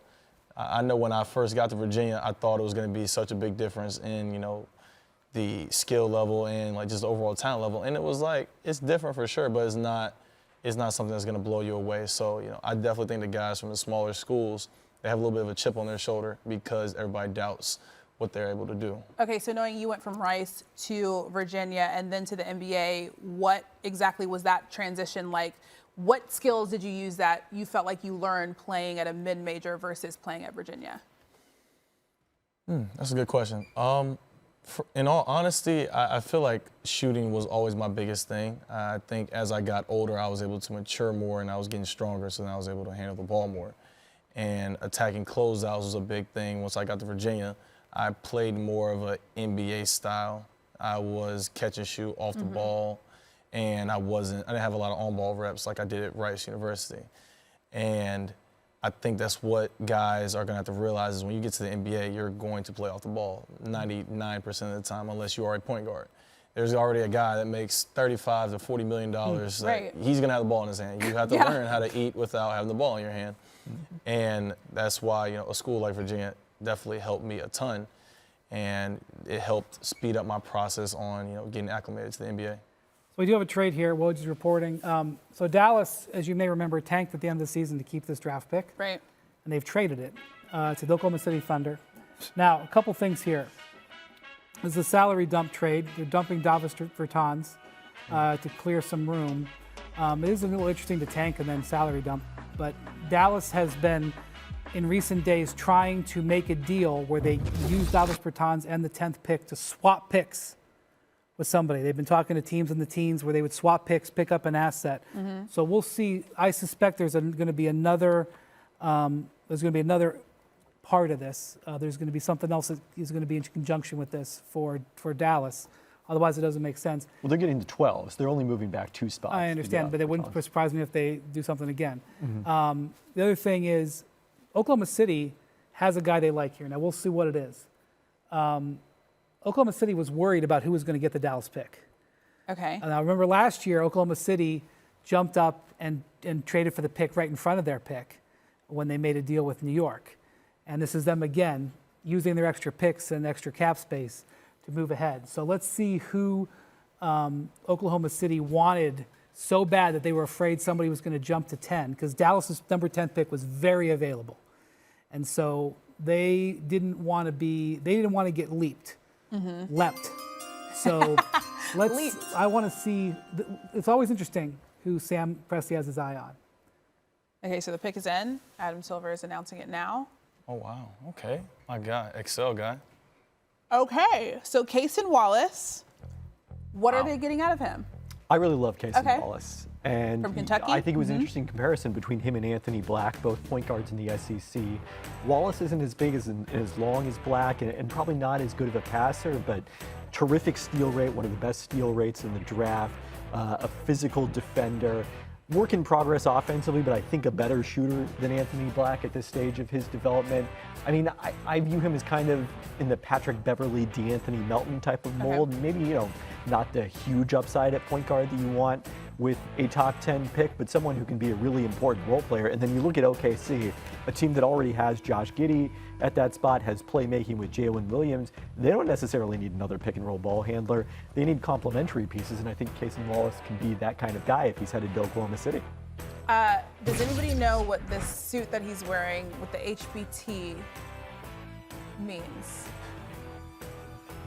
I do not. I'd love to be able to. I do know that his ceiling is Drew Holiday. I like to get people excited on this night of the year.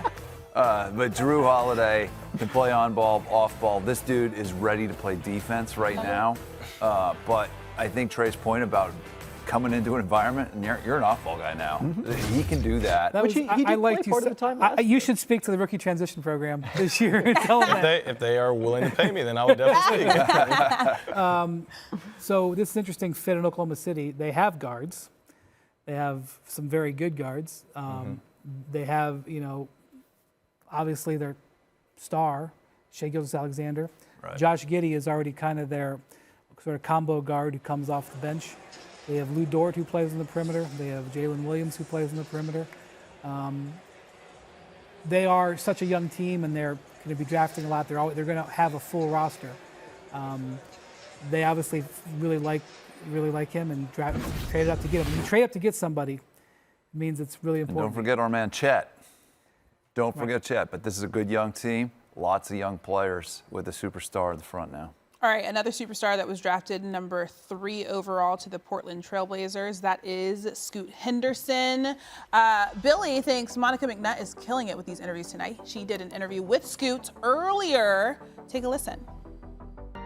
I know that you are your own man and creating a legacy of your own, but who is someone that parts of their game you've tried to emulate? When I was younger, I used to watch Russell Westbrook all the time. Just how explosive he was, how, he was a guard, but he was doing crazy things with the ball, like everything throughout the game, the rebounding, passing, scoring, dunking, stuff that just made me, kind of smile watching basketball. And then Kobe as well, my siblings, they all love Kobe, I do too. How locked in he was and, just the details that he, made sure to have during playing the game. Love that. All right, we're gonna get into some clips. This is obviously the highly touted game, you versus Victor Wembanyama. Came off the curl on this one. Oh, whoa, Scoot. Let's run this back though, because I need to know what's going through your mind when this super long dude is standing in front of you. I think it was going through his mind too. Like, Fair he's enough. like, dang, what I'm finna do? It's just me and you out here. We just had a ball. Step back out of necessity? Yeah, I was working on that all summer, so I was just like, okay, it's time to work.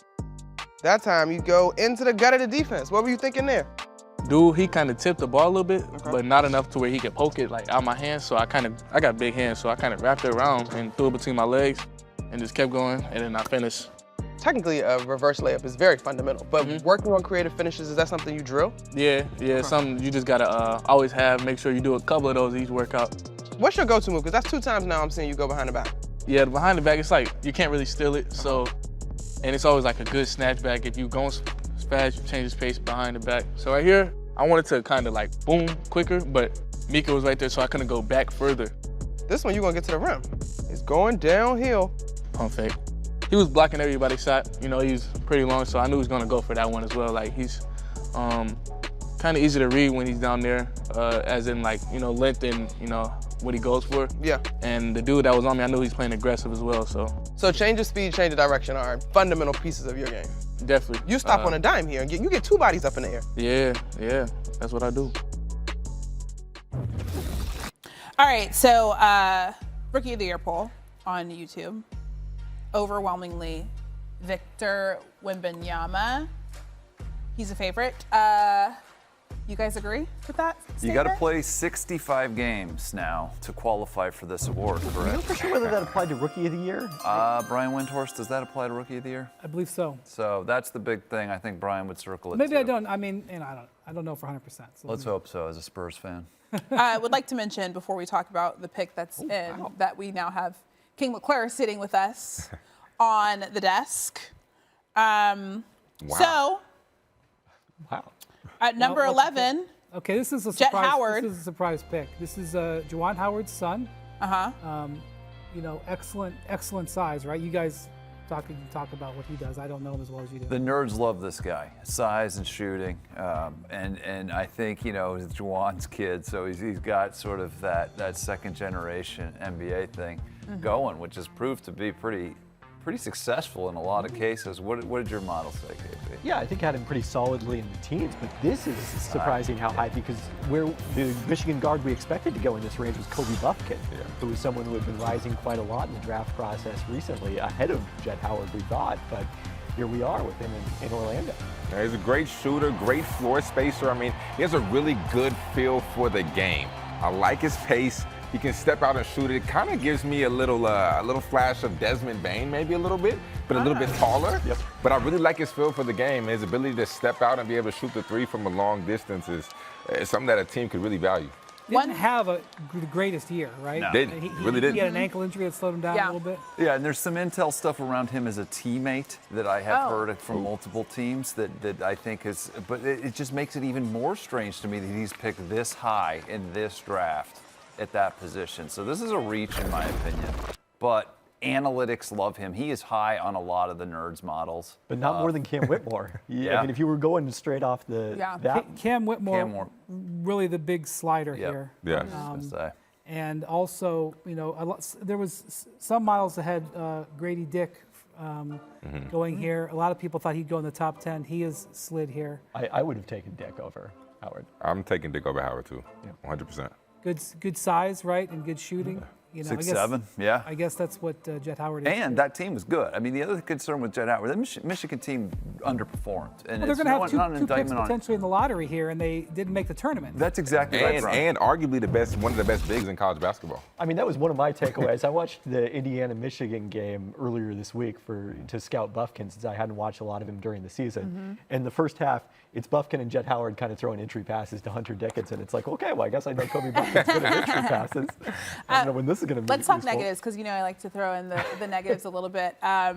With Jett, some people are saying that he struggles to keep up with faster scores. Do you see that as a negative that you when you've seen watch him play? I defer to King on that one. Yeah, I think for me, it's more so the lack of creativity off the bounce. Yep. Okay. I think that he's very limited. He's maybe a one dribble, get to his mid-range pull-up. Doesn't have much of a mid-range game, but he's really just a shooter.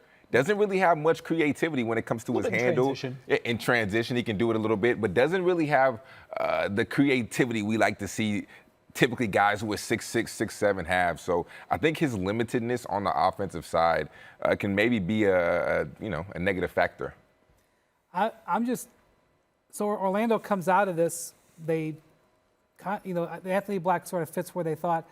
They could have traded this pick. This pick was definitely in some demand, I believe.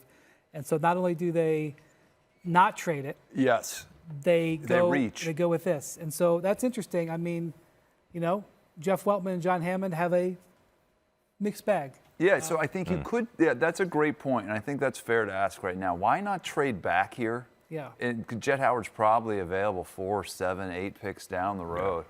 And get yourself another second-round pick. Hey, cash, get something out of this deal, maybe another player. But this is a reach, KP. Come on. I'm surprised by this one, I gotta say. All right, so we asked people on YouTube whether or not they're surprised about the Jett Howard. I've already got my vote in. Pick too. Did you vote? Informally. Make that 67% yes. So obviously you agree. King, do you agree? I don't agree with this one. I'm a little confused by it, but I definitely don't agree with this one. So you agree to be surprised? Yeah, I agree. Yeah, I agree to be surprised. Yeah. Got it. Why are you surprised by that? Just because I thought he would have slid to about 14, not even slid, but I thought he would have went about 14, 15 in that range. To be able to pick him up at a number 11, I just don't think that. I think there were other players out there that would have served this purpose way better than Jett Howard. That's exactly right. Even if you're drafting for a player type here, the Gradey Dick availability is a and this probably means he'll be on first team all-rookie next year. Now that we're all I do like this. It's kind of cool. Monica Midnight talking to Juwan Howard. Was second generation. Oh, yeah, that is really cool. Yeah. Or Magic Man? I don't know what you call a member of the Magic. Second generation magician. Well done. All right, we're going to go home. A couple of iconic dads now in the Orlando Magic family. They have Greg Anthony, UNLV legend, and now we have obviously Juwan Howard, the Michigan legend. So this opens up Dallas, who a lot of folks thought were going to take Dereck Lively, big man. They've moved back 2 spots. Dereck Lively is still sitting there, and they got off of Davis Bertans' contract. We'll see what all the parameters of that trade were. Bertans has $22 million left on his contract that somebody was going to have to take. He is very much under. He underwhelmed that contract from like 15 seconds after he signed it, and teams have been ping-ponging it around. The Thunder moving up 2 spots and taking on $22 million is an interesting move. But again, I want to see the full 360 of these moves here. We're not getting finger wags. We're getting some sort of. Now we got the hand movement. So to break that down, it's $17 million for Bertans this year, and then $5 million guaranteed in his 2024-25 salary. And what's really interesting to me about this is, this potentially would give Dallas up to $34 million in cap space if you didn't have Kyrie Irving's cap hold on the books. But we have every reason at this point to expect they'll have Kyrie Irving on cap hold on the books, right? I would frame it again as there is positive vibes emanating from Dallas. Is that safely said? That they're going to be able to find a deal with Kyrie Irving. That's interesting. What they're going to get here, I would assume, is a $17 million trade exception, which they can use to take in another player at some point. I really did. Because this deal won't be complete until Oklahoma City has cap space on July 6th. Maybe they expand the deal before then. Good is the point. other possibility. I literally heard in the last 10 days 15 different machinations of Dallas trying to swap picks and use Bertans to pick up something. Okay. And right now, with what we know, it looks like they picked up a trade exception. Okay. So, but now they can go back to the market and see what else they can do. But they really, from what I believe, exhausted their options. There was like all kinds of different rumors out there about them talking with the Atlanta Hawks, the Hawks with the 15th pick, swapping with the 10th pick, and a Hawk player going to Dallas. They just obviously couldn't find a package that was workable. So there'll be a second act on this trade for Dallas. They're going to end up with something out of this, and maybe they know what it is and we don't yet, but we're going to have to wait for, when you do your grades, Pelton, we're going to have to wait because the Pelton grades will coming out at some point here. Kirk, you said this is interesting. Why do you think this whole situation with Dallas is interesting? Dallas had such a weird season last year. It's a proud franchise. They have a very short and shrinking window with one of the best young players in the world. They brought in Kyrie Irving. And now they have to build a winner in a very tough Western Conference. There's not a lot of room for error. This is high stakes. So I think it's interesting what they're going to do here from a team building perspective, trying to use cap space, trying to build a roster with veterans or young players. Ultimately, this team needs to make a run toward the NBA Finals very soon, and they need better players to do it. Tonight's a big test. Can they get a little closer to that? Yeah, you got to nail this pick because, look, you have already lost picks and potentially one again next season from the Kristaps Porzingis trade. You're out a pick from the Kyrie trade. You traded a first-round pick last year for Christian Wood. There's Josh Green is basically it as far as young talent on this roster outside of Luka Doncic. So this is a very critical pick. All right, the number 12 pick is in. It's so funny. We can't actually hear Adam Silver in here, but we're watching his mouth move. They're going to go with Dereck Lively out of Duke, the 7'1" center. What are they getting out of him? I think this makes a lot of sense. I mentioned this was a position they tried to address last year with the trade for Christian Wood. They went out into free agency and signed JaVale McGee. Neither of those guys had the seasons that they hoped. Lively is someone who I think also, came into the season considered probably a lottery pick, then maybe slid a bit early in the year, didn't start the season particularly strong, but over the course of the year I think fared better. His block rate was really terrific, similar to Mark Williams, who went in the same range last year, had been the year before at Duke. and then somebody who's a terrific above the rim finisher like Williams, but also, as you've seen in these clips, maybe can shoot the ball a little bit. Yeah, and Dallas really hit their stride a couple years ago when they were good at defense, and that took a big step backward last year. Yeah. If they can protect the rim with this guy, and then like Clint Capella next to James Harden, a rim running, lob catching big man opens up that offense.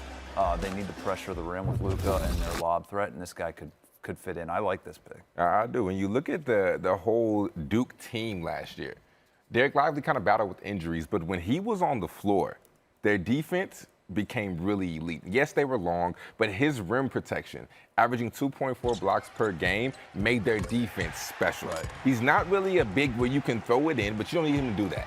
Set screens, roll hard, be a consistent lob threat. I think the only downside that I saw when I was watching him at Duke is he doesn't necessarily always play with a high motor. That's one thing that I wish he would do. I wish he would play with a higher motor at times. Common for big men. It is, but when you see one, it's special. Right. But this guy, I wish he played with more of a motor. But if he can get that, if he can learn that, somebody I heard called him Baby Tyson Chandler.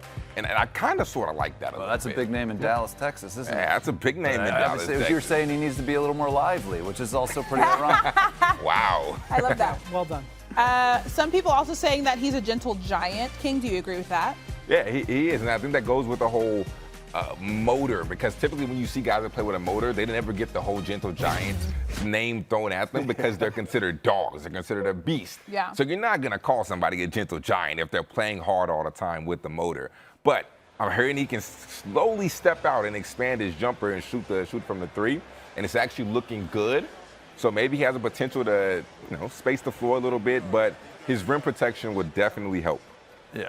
So on this night, every single pick for every single team, they couldn't believe he was on the board. We were so happy he was at the top of our board.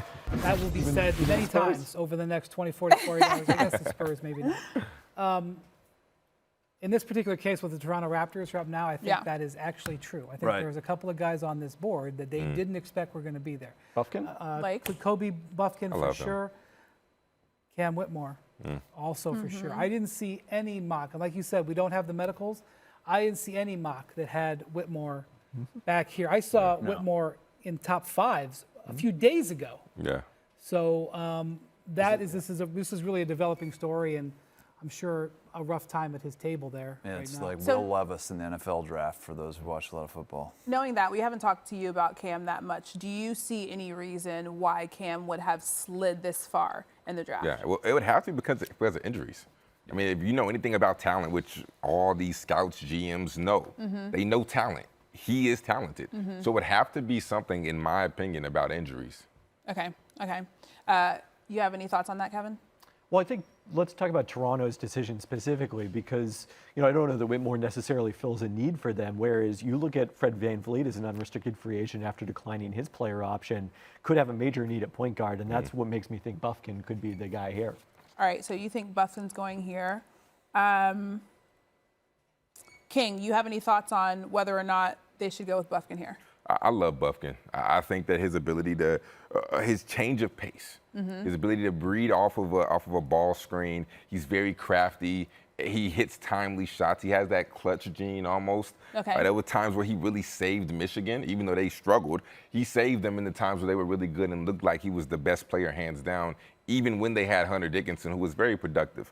So I love Kobe Bufkin. I think that would be a great pick. I mean, at 6'4", he's, a little bit more versatile than the average PG. Okay. So I would love him. Play off ball. I think he play off ball and on ball. So I would love that pick. You mentioned he's 6'4". He's 187 pounds. That's kind of small. Small, but I'm not concerned about that. Okay. You see guys buff up all the time beef up in a the little league. bit? Yeah, Beef he's up a young. little bit? Yeah, He'll get better. the defense is jumping out to a lot of scouts I talk to about this guy, and he blocks shots for a player of his size. He's tough. He plays bigger than that size. I think he's a physical defender. Toronto will value that. I'm surprised that he's going to go below Jett. Yeah. I'll bring him back. But he is crafty. I had that in my notes too, King. This guy he's an all-around player at that point guard position on both sides of the ball. I mentioned that Indiana-Michigan game. So he's going up against Jalen Hood-Schifino, who's someone else who's also projected in this range. He was guarding Hood-Schifino. Hood-Schifino wasn't guarding him. I thought that was a very interesting point. Okay, so the pick is in. for Toronto. If it's not Bufkin. Oh, come on. After all this, After all this, come on, man. If it's not Bufkin, who do you think it could be? Well, it could be Cam Whitmore. Or Jalen. Okay. Jalen Hood-Schifino. Anybody else that you're thinking, King? Grady Dick, I should say. I'm a big fan of Grady Dick. Okay. So right here, I mean, you're right. With Fred VanVleet, with the possibility of him leaving, I would maybe lean towards the direction of a point guard. And you're right, like KP said, maybe Jalen Hood-Schifino if they think he's better than Bufkin. But I would definitely take Bufkin over Schifino. Okay. So we'll wait for Adam Silver to come out. We'll act like we actually can hear him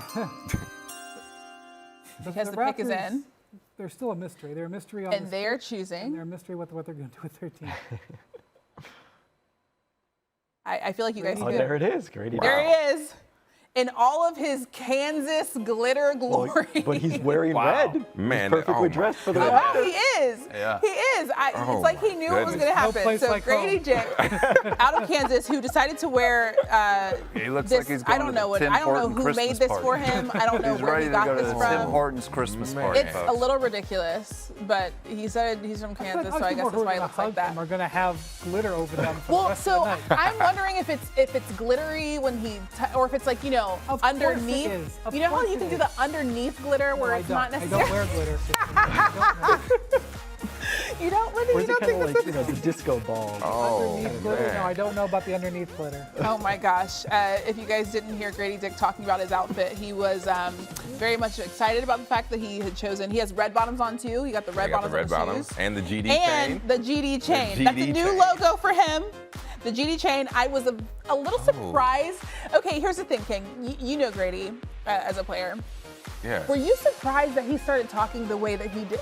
100%. Like my man, you were from Kansas. Right. You were from Kansas. You out there with Dorky. There he is. Like, you're not supposed to be talking like that, rocking the GD chain, all the sparkles. Oh man, you are not like that. It's weird. It's weird. Listen, I'm just glad his game is better than his suit selection. Oh my God. Oh, man. Hey, one of the biggest needs in the Toronto organization is shooting. They need more Trey Murphys in that roster.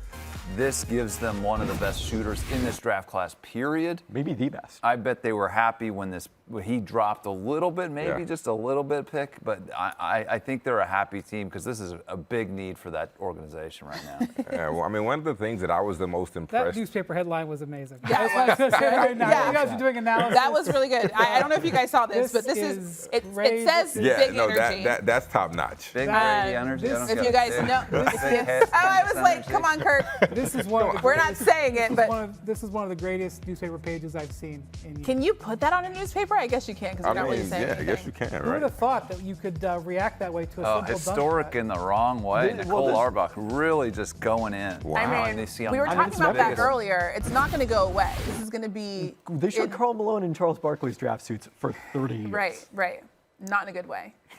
Oh, wait, I do want to talk about something because what did you say before? You said, what about his suit? You're trying to act like you're not, like you're not going to say it. You're just smiling. King has said nothing. Why is that? I said I didn't hate it, right? I mean, here's the thing. No, you said, I'm not mad at it. I'm not mad. Hear me out, right?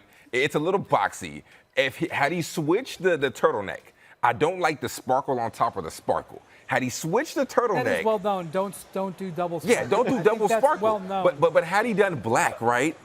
It really would have flown together. No, it would have looked worse. Would have been even more. It would have been a little better, Christine. That looks awful. Oh, look at how high it goes on his neck, man. Turtleneck glitter. The sparkly on the turtleneck. I'm not feeling the sparkle on sparkle. It almost looks like an ascot. Yeah. Right now, somebody's putting a Twitter thread together of like worst draft day suits. And it's just, this is definitely top five. Oh, poor Grady. Yeah, no, he loves it. You should have heard him. If you didn't hear him, Kirk, it was very interesting. Big glitter energy. I like that too. Okay, so Grady Dick, we talked about the fact that he's a good shooter. What are the negatives? For me, it's I saw what you did there. I just want you to well, for me, it's the fact that he's. I don't want to call him limited off the bounce because he's a very, very intelligent player. And the one thing that impressed me the most when I was doing some of his games this past season is how hard he competed and how much he cared. I mean, the guy was flying in for offensive rebounds out of nowhere. Even when he wasn't shooting. Even when he wasn't shooting. And he had found ways to impact the game without a great shooting performance. And defensively, he is what he is. He's not a great defensive player, but he tries and gives effort, and I think that's half of the battle. Okay. But he can really space the floor. He can make plays off the bounce. If you leave him open, he can take a few dribbles and kick to the open man, makes good decisions. He's an intelligent basketball player, but overall, if I had to give him one weakness, defensively, he might be more of a liability, but it is what it is. He'll grow better. I'm surprised by this How YouTube many poll awful result. tweets are happening right now? Look at the YouTube poll right now. 42% are saying that his suit is fire. I think maybe they got confused. No, maybe they thought sum up this those meant other ones, though. set it on fire rather than it's actually Kristen, fire. you know what fire means. Fire means good. I'm saying the people who were taking the poll were like, yes, fire, like burn it. No, fire like this thing is amazing. Listen, I love the drip. None doesn't make any sense. Like I said, Well, it will be. Look, your goal here is to be memorable, I think. And it will be memorable. That's true. A lot of people might not know who Grady Dick is, haven't seen him before. He will be around tomorrow. Look at this, Toronto Raptors' new oh, wow, that's fast. That is a fast Yeah, who did that? Photoshopping That's job. literally from his suit. You can kind of see the buttons in the lapel there. That's awesome. Right there. So our man Trey Murphy is going to be wondering. Yes. He'll be At number back. 14, the Pels pick is in. Trey is off set, but we can see him. So I've not gotten traded. He's waving. We haven't seen his phone come out, so we haven't been watching his phone. He was getting several texts and everything, and I'm sure every single time he got a text, I was just like, when he's like, "What is that text message?" I knew he was not getting traded. Okay, so we're gonna just have your reaction to see exactly what the pick ends up being. Here. Oh, there's Trey. What's up, y'all? He's right. Oh, you didn't see him standing behind? I thought he moved over for me. Okay, so knowing this, Trey, obviously the pick is in. What would you like to see your team do here? I mean, you never have too much shooting at the end of the day. You know, surrounding guys like Brandin Ingram and Zion Williamson, and C.J. McCollum as well. Guys that have a lot of gravity, able to kick out to guys that can make people pay. Okay. So, the floor spacing is going to be a lot better. So shooting is always a premium. And I definitely think that's probably the direction that we move into right now. Kevin, what do you think? Can I ask Trey a question? Yeah, go. You're a fashionable guy. Grady Dick's suit. No, what we do you talked about it. think? He hates it. Yeah, I'm not a fan. Oh, my goodness. It's a lot, but It's not fashion. What he did was just throw on glitter. So the thing is, though, I feel like you can do something like that, but it has to Like fit Jalen well, Green. too. It's a little bulky near the shoulders. Yeah, it is a little bulky in the shoulders. Hey, but Jalen Green did glitter correctly, right? Yeah, he did. It was a nice subtle glitter. It looked really good. It's early though. My first shoe fits I put on were not good. So look, I see you on league fits, my man. Yeah, I mean, it's really just That's a growing recent up. thing. Yeah. No, I was on league fits early. No, I'm saying you said early. You were kind of struggling a little bit. Some guys It don't know took how me to till dress. like December. Do you have a stylist? No. Okay, so it's all you. I'm really big on if you say you put on clothes very well, you can dress. You got to do it yourself. Exactly. Okay, but I actually don't agree with that. You're a mannequin. By the way, You gotta do I it actually don't yourself. agree with Thank that. No. But we'll talk about that a little later because Adam Silver is currently saying that they're choosing Jordan Hawkins. Wow. You There said it is that you shooting. need a shooter. Yeah. He's a shooting guard.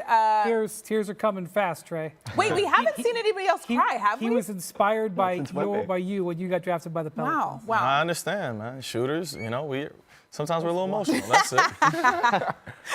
That's amazing. Okay, so Jordan Hawkins out of UConn. What are the Pels getting out of him? I mean, I think what I'd say is you compare him to Grady Dick as maybe the two best shooters who are going to go in this top half of the first round. The difference is with Grady Dick, it's a lot of catch and shoots. And with Hawkins, I think it really much more effective coming off of screens to get threes and hunt them that way in that UConn title run. Yeah, you looking at the best shooter in the draft. The way that he runs off screens is elite. I mean, we look at guys like Steph, we look at guys like Clay, and his ability to set his feet when he comes off of a pin down is unlike anybody else in this draft class. Flawless release, real quick, can make contested threes. I mean, the guy lit it up all year. He was arguably UConn's best player, and without him, they win no championship. Yeah. And you just mentioned it, the fact that he has a championship pedigree going on to the NBA now. What exactly does that mean? How does that translate to the NBA? I mean, he has a lot of experience that a lot of guys don't have when they go into the league. He's a winner. I mean, he knows what it takes when he's in those moments, when he's in the locker rooms with Trey, with Zion. He knows how to win. And, I mean, he's a young guy. He's a rook, so I don't know what type of rookie hazing you guys do or how limited the rookies can talk. But everybody's been hazed. Well, not hazed, but everybody's been acclimated to the team. Okay, what there are we you? go. That's a better word right there. There we go. Yeah, acclimated. Y'all got to get used to this. That's a better word. Trey, you called it. Absolutely. You said you wanted shooting. You got it. Thought they were going to get shooting. They did. And you also got to look at his numbers. He shot 39%. If you look at the difficulty of these shots that he's taking, just shows like he's an elite shooter. And I remember watching the Final Four games, and he's running around screens, and he'll get 2 screens, not get the ball, go around another 2 screens, and shoot it. And I'm like, oh, like that's you don't see that a lot in college. Like the last person I saw that really shot like that is probably Kyle Guy, if I'm being honest. I can't think of anybody else who's really running around shooting threes like that. What player comps do you think that Jordan Hawkins kind of plays like? Boy, I think J.J. Redick is sort of that same guy, kind of using screens, and then also you mentioned, continuing to do that multiple times. It's one thing to do it one time in a possession. You got to be conditioned to do that, and that was a big thing that separated J.J. Redick during his career. Absolutely. Our guy who's on the broadcast. Look at that! A shout out, King. Any comps that you have? I love that one. I mean, maybe I hate to say Ray Allen. Yeah. But I mean, I'm just gonna throw it out there because it's the first one that comes to mind. But Ray Allen. I mean, his elite ability to shoot the 3 and then run off the screens, and I really hate throwing out crazy comparisons to guys because we just don't know. Yeah. But for those Ray who Allen. haven't seen him play, being able to compare him to somebody that they've already seen play is sometimes helpful, so people know kind of what they're getting on those teams. All right, so we got the Atlanta Hawks at 15. What's this tweet? Oh, it went away. So, But is Jordan Hawkins to the Pelicans a steal of the draft? Do you feel like it's a steal? I mean, 54% agree that it is a steal. Do you think so, Kevin? I think it's good value. I don't know if I would go so far as to say it's a steal, because I think this is about where people expected him to go. Again, you had Kobe Bufkin going. You guys both, I think, had Kobe Bufkin going by now. Oh, for sure. Okay, so do you feel like? Well, the Hawks don't need. I mean, I'll be honest with you guys. The Hawks. There's been a lot of rumors about the Hawks. A lot, and they haven't been able to complete any deals. So I don't know what's going to happen. I feel like there's a decent chance that there's going to be Hawks maneuvers in the next few days between now and July 2nd or 3rd. So they know what they have on the table. They know what they may want to do. It'd be nice if we saw a move here that kind of hinted at what they might do. I don't know if we'll get that. Like I said, this pick was discussed about moving around because the Hawks are under a mandate, from what I've been told, to get out of the luxury tax. They've spent a lot on signing guys. Hunter's contract is coming on the books now, and Trae Young hit the Rose Provision Supermax, so they've got to shed some salary. So yeah, they are in the luxury tax without a full roster. Right. So I would look for some sort of move to shed some salary and let that be in the back of your mind as you see who they draft here.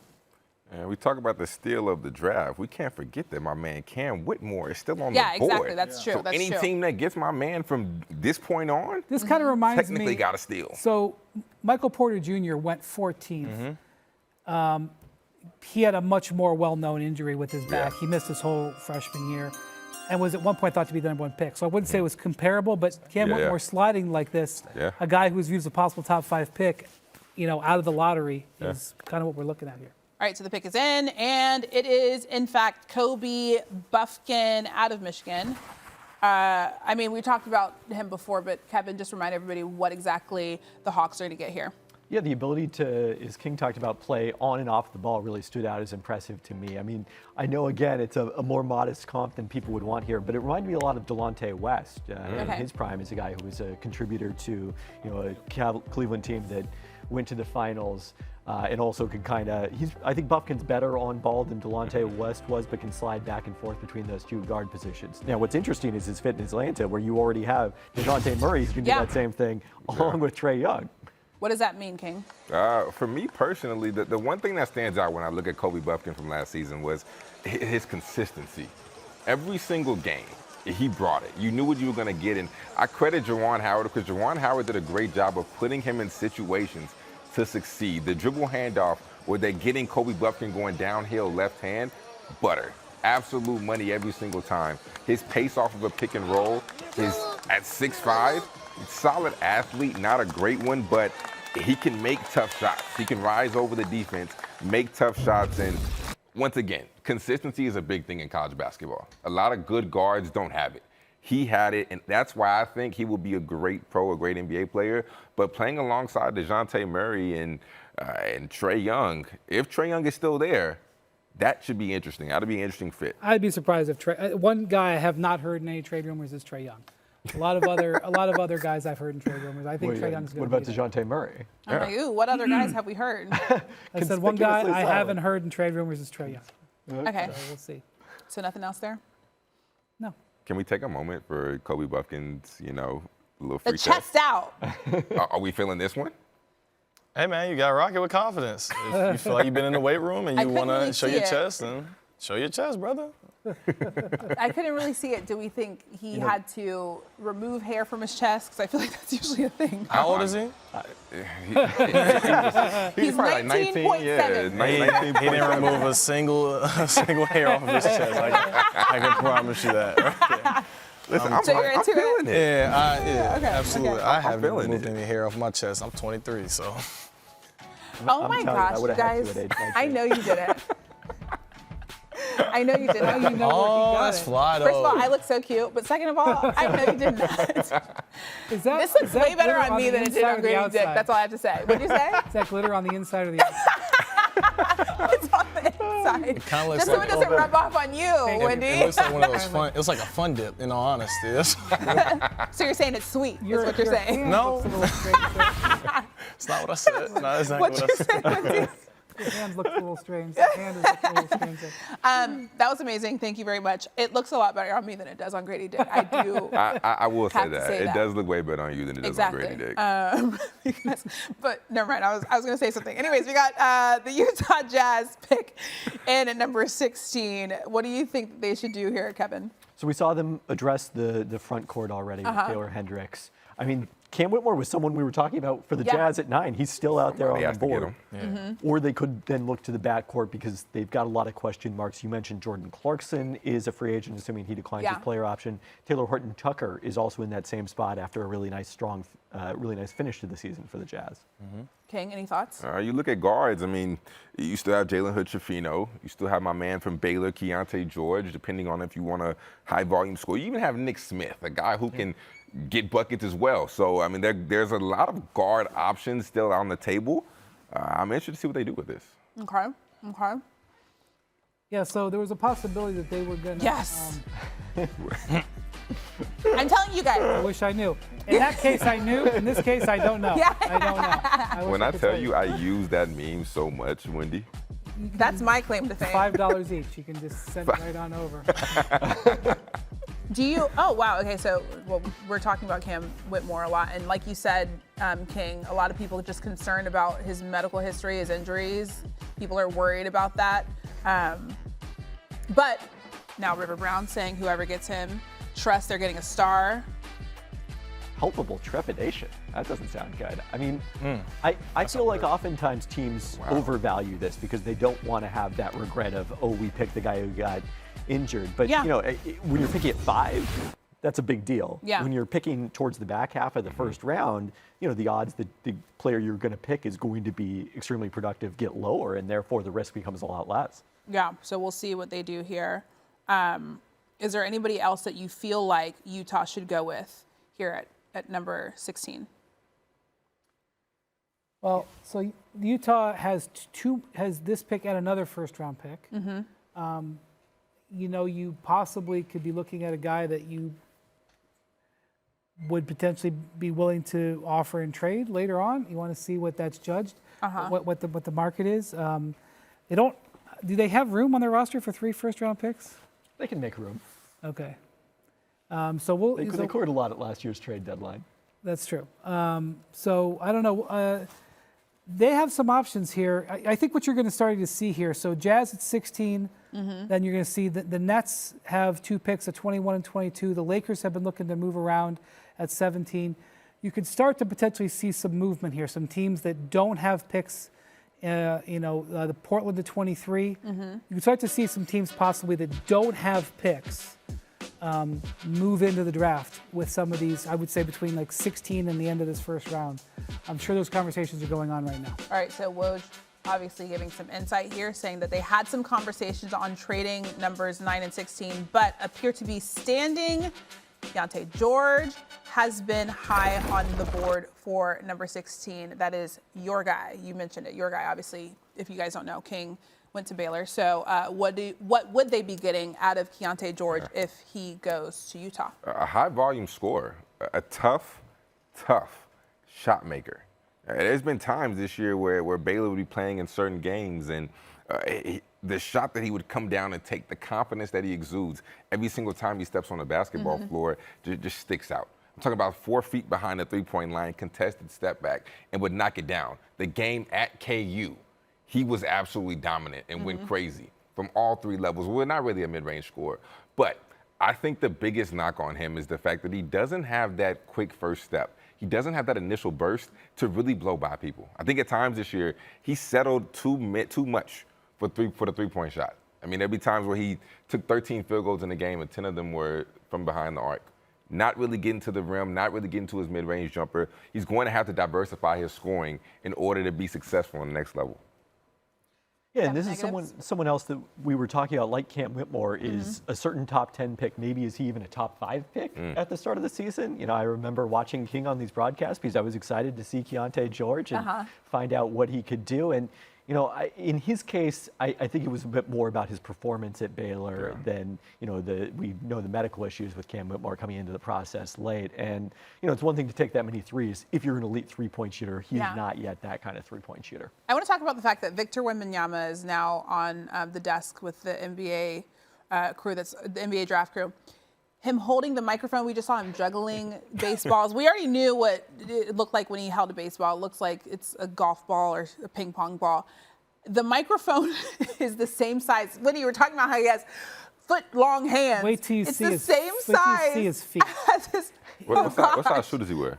Like 21 and a half or something like that. His feet look like they've been manipulated in Photoshop. Like they've been. I didn't even know it was 21. 21 and a half, though? Like, I didn't even know they made halves of that. It's like you're just going to get what you're going to get. All right, so it's your guy.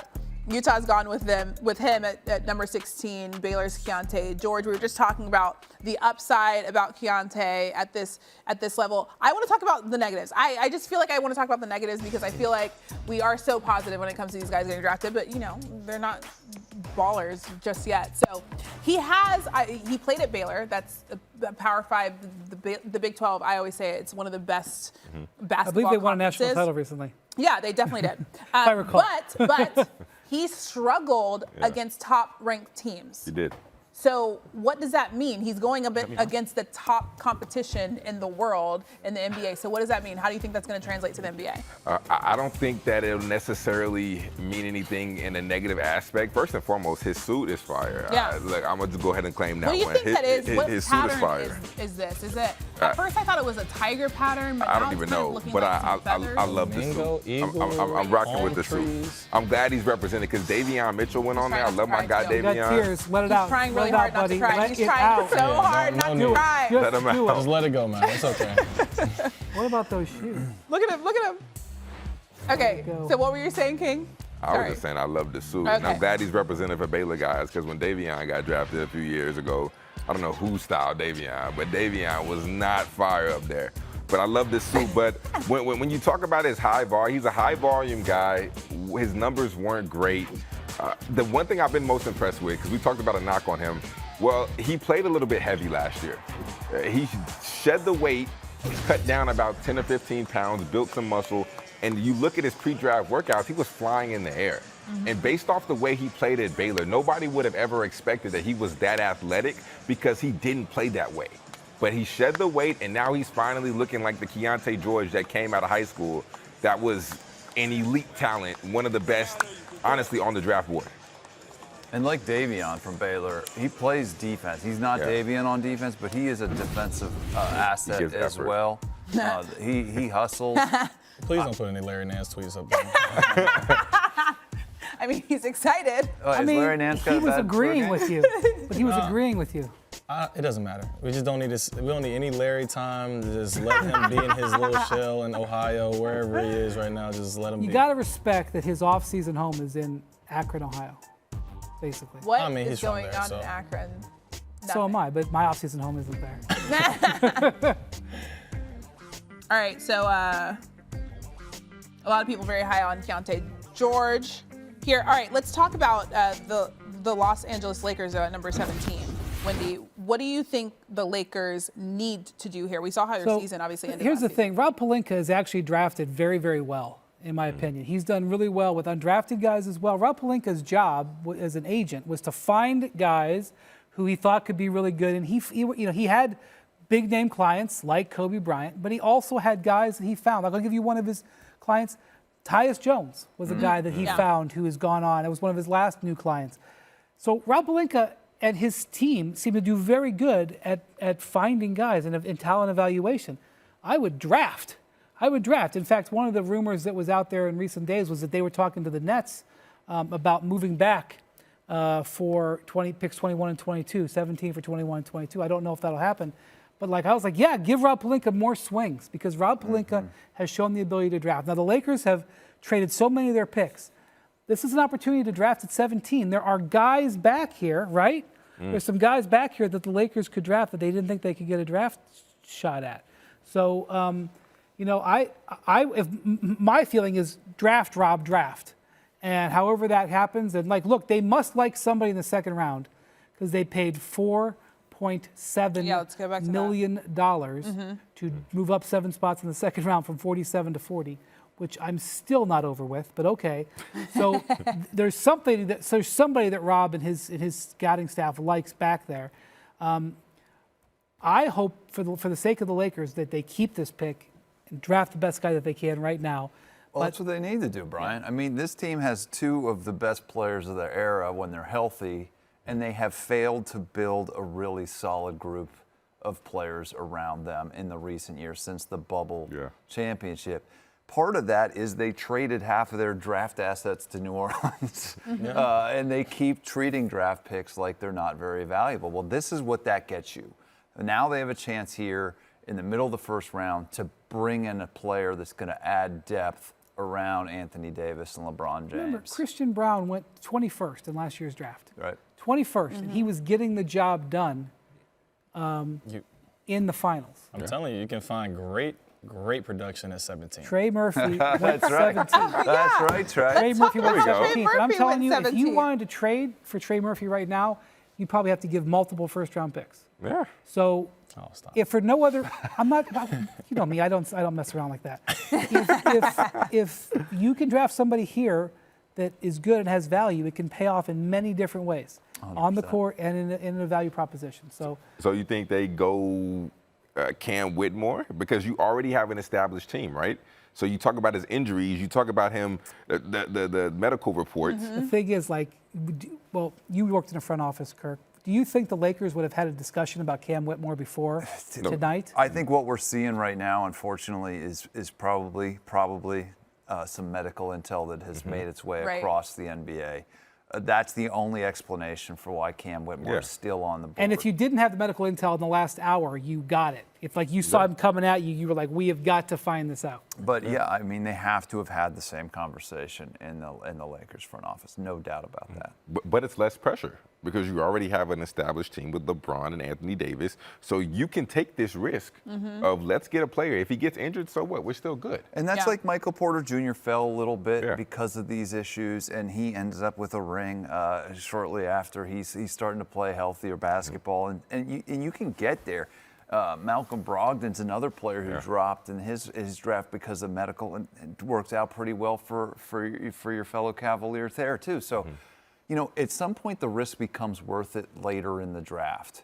So I think maybe we're here in the late teens with Whitmore. Yeah, for sure. I think that we're also in a spot in the draft where you really are like, you take the highest, either you take the highest upside guy, or you take a guy who can help you right away. I think one of the things that people are expecting from Denver has acquired a bunch of picks. Right. The word on Denver is that they're going to take 3- and 4-year college guys who can help them immediately. They have, I think, 3 picks between like 27 and 37, I think. Yeah. We'll see if it ends up being true, but the word out there today was Denver's taking a couple of guys. I'm not going to call my shot right now because I don't want to out my sources, but a couple of guys that have, so I think you look for guys who can help you right away, or the super highest, which would be Cam Whitmore, super highest talent. All right, the pick is in. Adam Silver is telling everybody in the world that the Lakers have gone with Jalen Hood-Schifino at number 17 out of Indiana. Anybody surprised by that? King, are you surprised at all? I mean, maybe a little bit. I think Jalen Hood-Schifino is a really good talent. I mean, he's a mid-range specialist, a good touch around the rim. Not a great athlete. I mean, he's big, 6'4", but he doesn't have that explosion towards the rim that you would typically see a guy like him have. Really good change of pace in the pick and roll. I think that's where he's at his best. Not a good defender, but he has the length and the size to turn into that. But I think that this is a solid pick. I think that he could help. I think he's known for taking some pretty hard shots, too. Yeah. It's not just mid-range, which the nerds like me will say, don't do that too much. He does it, but it's not just the mid-range shots. It's the off-the-dribble, early shot clock stuff. He takes some of the hardest shots we've seen anybody pick so far. That doesn't do him favors. He's going to need to get smarter. And I love what Trey said earlier. It's time to play off ball, young man. You're going into a different environment, and we're going to need to see what you can do, catch and shoot in this Lakers ecosystem. But he didn't shoot the 3. We only shot 33 from the 3 this past season. A lot of them were not off the dribble. He's not an off the dribble shooter as far as for behind the 3-point arc. But my biggest concern, I mean, you call yourself a point guard, well, your assist to turnover ratio was 1-to-1. That, to me, is not a true essence of a point guard. It has to be at least 2-to-1. You guys know these players a lot better than me. I was at a game for Jalen Hood-Schifino this year in the NCAA tournament, and he was fine. He did not jump off the page at me as like mid-first round talent, but that was one game. So I'm not going overboard on that, but I praise Rob Pelinka. Rob Pelinka, his roots are in the Big Ten. He's from the Chicago area, went to Michigan. That's right. Not a surprise that he and the staff would look at Big Ten guy. Okay, so we just saw that tweet from a Lakers fan saying, why would you go with Jalen Hood when Cam Whitmore is right there? I mean, this is becoming a major story. Yeah, so I'm trying to figure out, I mean, we obviously don't have any the intel that these teams have, but what could have possibly happened? We were talking about injuries, like when you watched him play, King, is there anything that you feel like, okay, well, actually, this thing is why he has slid this far? No. I mean, when you watched him play, when he was actually on the court, they say the best ability is availability, right? But when you're on the court, almost similar to the Zion effect, right? I don't want to throw this out there. But when Zion's on the court, he's a monster. He just has to get on the court. Same thing for Cam Whitmore. When he is on the court, he's effective. He's not really a three-point shooter, but his athleticism, his body, the way he can just be a tank and nobody is stopping him from getting to the rim, when he's out there, he is effective. He produces. But he has to get out there. Yeah. So that's the biggest thing.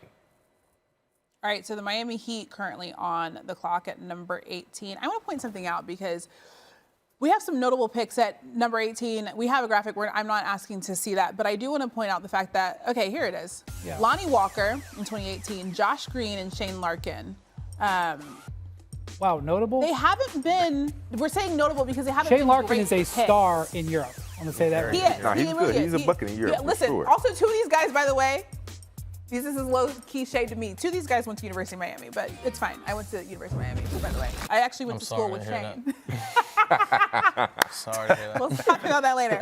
ACC trash talk. Yeah, no, it's totally okay. I never lost it's to them, totally so okay. It's totally okay. I don't know. Miami did pretty well this year. I don't know. I was at the Final Four, but anyways. So typically, I mean, these are some picks that haven't done well at number 18. What do you think the Heat should do here, Wendy? So, a couple of things. First off, the Heat might be in the market for a major trade in the next couple of days. So one thing you may want to do here is take a player who might be valuable in trade. Okay. But the Heat are terrific at identifying talent. They work overtime. They look in nooks and crannies. And there's a certain player, as Eric Spoelstra likes to say, Heat culture is not for everybody. So they're looking to look for guys who are high motor guys, who are going to be guys who are going to work very hard. They don't like prima donnas in Miami. So we'll see, though. But, I mean, my feel is that just about everything that the Heat organization right now is focused on what happens with Dame Lillard in Portland in the next 24 to 72 hours.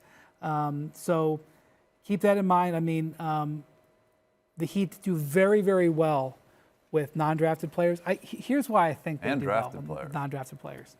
Because they are so demanding with their guys and their development and how they're going to do and how they're going to operate, and they're so they have such exacting standards. It appeals to guys who don't have a fallback option. Yeah. Guys are going to fight through and stick in because they're like, I'm undrafted. Yeah. This is maybe my last shot. And or like guys who were someplace else, like Cody Martin, who was Caleb Martin. Yeah. Who were someplace else and got there and were like, maybe this is my last shot. It works on them better. Heat culture they're more receptive in that culture, in that situation. But I'm fascinated to see if they go for Cam Whitmore here, because Cam Whitmore, way higher talent level than you would get normally at the 18th pick. Yeah. He kind of fits the Heat culture too. He's a dog, and that's what Pat Riley loves. Also, like if they miss on a pick, they can survive it. They don't. That's how they. I know that they have used the draft in obviously, Bam Adebayo was a terrific pick. They got Tyler Hero, who's a good pick. They've hit on draft picks, but they are not dependent on the draft to build their team. They can build through the draft, but they also can build through free agency and trades. Yeah, Hero number 13 pick. Adebayo is the number 14 pick. Here they are at number 18. They have one of the best talent identification systems in pro basketball. They are great at it, both in the draft and also in these undrafted. And I wanted to ask you, Trey, you watched this team.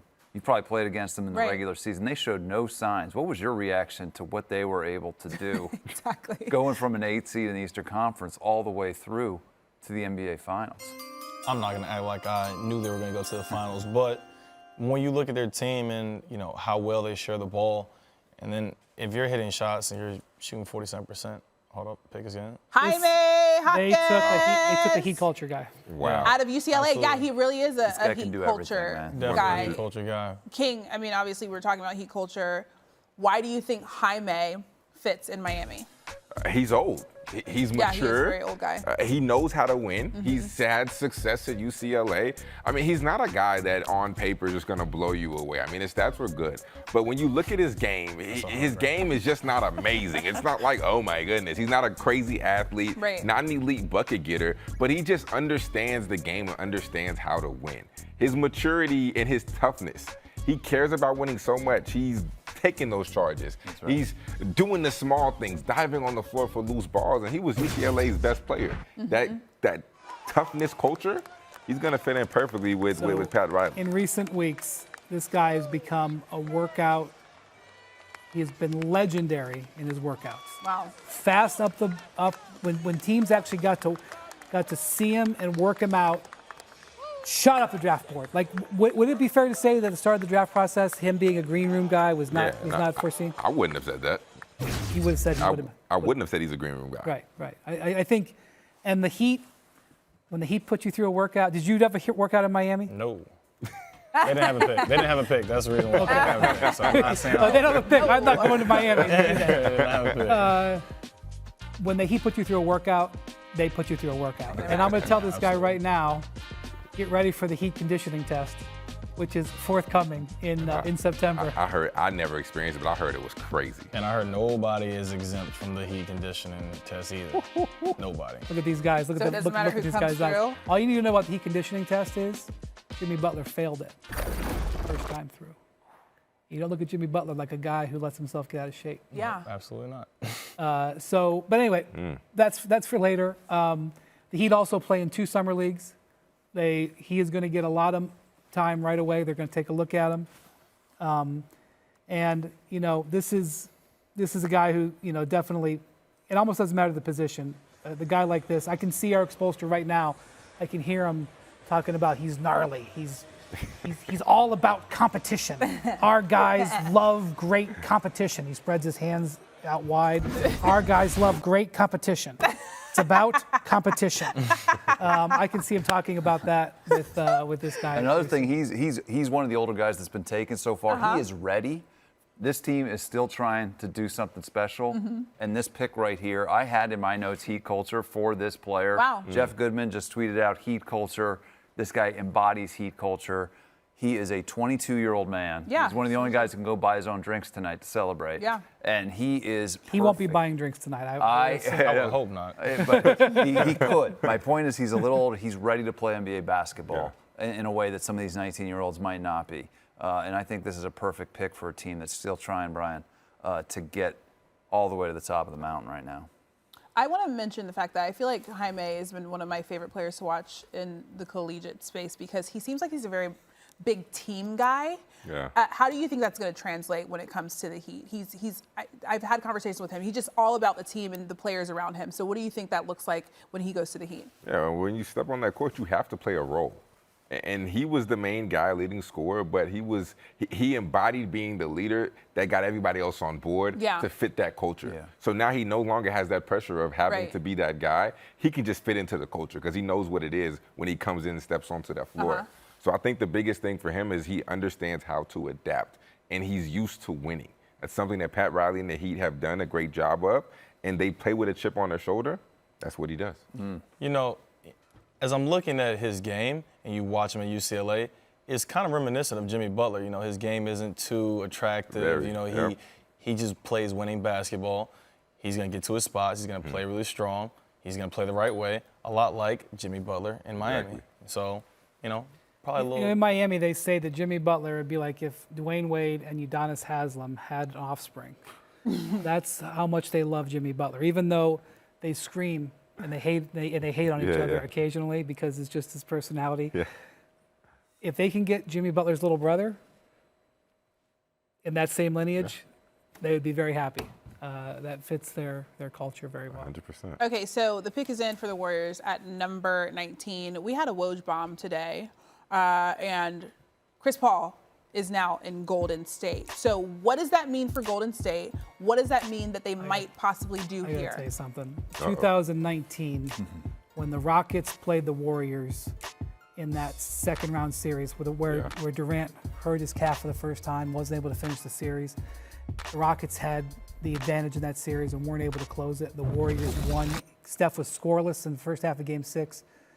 Scored like 20-something in the second half. As the Warriors players were coming down, they had eliminated the Rockets that night. As they were coming down the hallway to go in the locker room, they were screaming down towards the Rockets locker room, F Chris Paul, F Chris Paul. If you'd have told me that night that Chris Paul was going to be a Warrior in a couple of years, I'd have said, you got to be kidding me. So there's two things going on here. Number one, it is a high class, it's a first class, it is a Emirates first class salary dump, but it is a salary dump. This was moved to get Jordan Poole off of the team to make room for Klay Thompson and Draymond Green's future salaries. But the second thing is it does bring in a guy who will help take the burden off Steph a little bit. And if there was such thing as a chemistry just so you know, they went with Brandin Podziemski here out of Santa Clara. What were you going to say? Bay Area guy. If there was such a thing as a chemistry dump, too, it was a salary dump with a chemistry dump. Yes. I think the team was ready to move away from Jordan Poole for one reason or another. I'll leave it at that.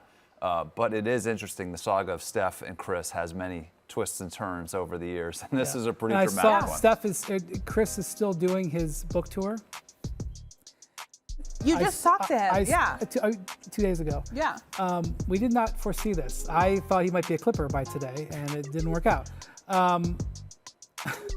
I saw an interview that he gave, and granted, he's given like 45 interviews this week, so I'm not going to react to it. Every single show. His interview about this trade was limited. Very limited comments about this trade. So. I saw that Harry Douglas, actually asked him if the one thing that he did say, and he thought it was a good question, because HD had gone through a situation where he was traded and he wished that the GM talked to him. So he asked him if there was anything that he felt like he wished would have happened, and that was one of the things that Chris Paul said. He's like, yo, I just wish they would have had, and I feel like we have this conversation every single time a star like that gets traded and doesn't he finds out with the rest of us. But like, that was the conversation that Chris Paul had with HG, was he just wished they handled it a little bit differently. Yeah, but I understand that, but he knew there was a very decent likelihood he was going to be traded. Yeah. I mean, but anyway, I want to hear what you guys think about Brandin Podziemski out of Santa Clara. Another King? 2 years in a row, first-round picks out of Santa Clara. I actually really like this. I think that this guy kind of fits into the Warriors system because when you look at what he did at Santa Clara, he's a high IQ point guard at 6'5", right? And not just that, he plays so hard.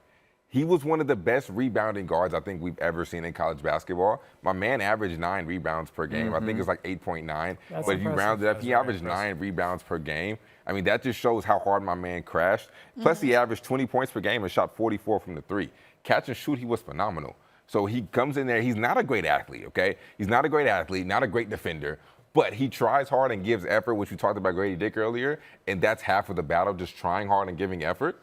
But he can make the right decision off a pick and roll, so he can take some pressure off. He can make the right read. He can knock down an open shot, real crafty finisher. I like him, and as hard as he plays, I think he fits in perfectly. And he can learn from a guy like Chris Paul and Steph Curry. I think this is a great pick for the Warriors. Great shooting numbers. And Trey, this guy led his conference in rebounding at 6'5". Yeah. I mean, that is just a remarkable stat. You talked about guys at mid-majors having skills. This is a guy with skills and a guy who plays hard. Started in Illinois, ended up at Santa Clara. Yeah, and this was another guy who rose through the combine as well, like his teammate, Jalen Williams. And Jalen Williams was projected as a late first-round pick, went to the combine, played really well, ended up being the number 12 pick. Podziemski, similar situation, doesn't go number 12 but goes 19. You probably wouldn't have said a month ago he would have went 19. Yeah. Am I correct? 100%. I don't think so. And so then you look at a guy who uses the combine to his advantage and, plays really well and, it benefits him. So maybe people need to look at the combine as a very useful tool. Instead of sitting out, huh? And I sat out, so I'm not going to say anything about that. Depending on the position that you're in, you can definitely use it as a good tool. And for an organization that is also in win now mode, they need young players to contribute. Yeah. That some of their young players have not exactly clicked into where they are as an organization right away. I think his skill set, the shooting that King mentioned, that travels. That skill travels. Yeah. He brings it right away. He's not Klay Thompson, but who is?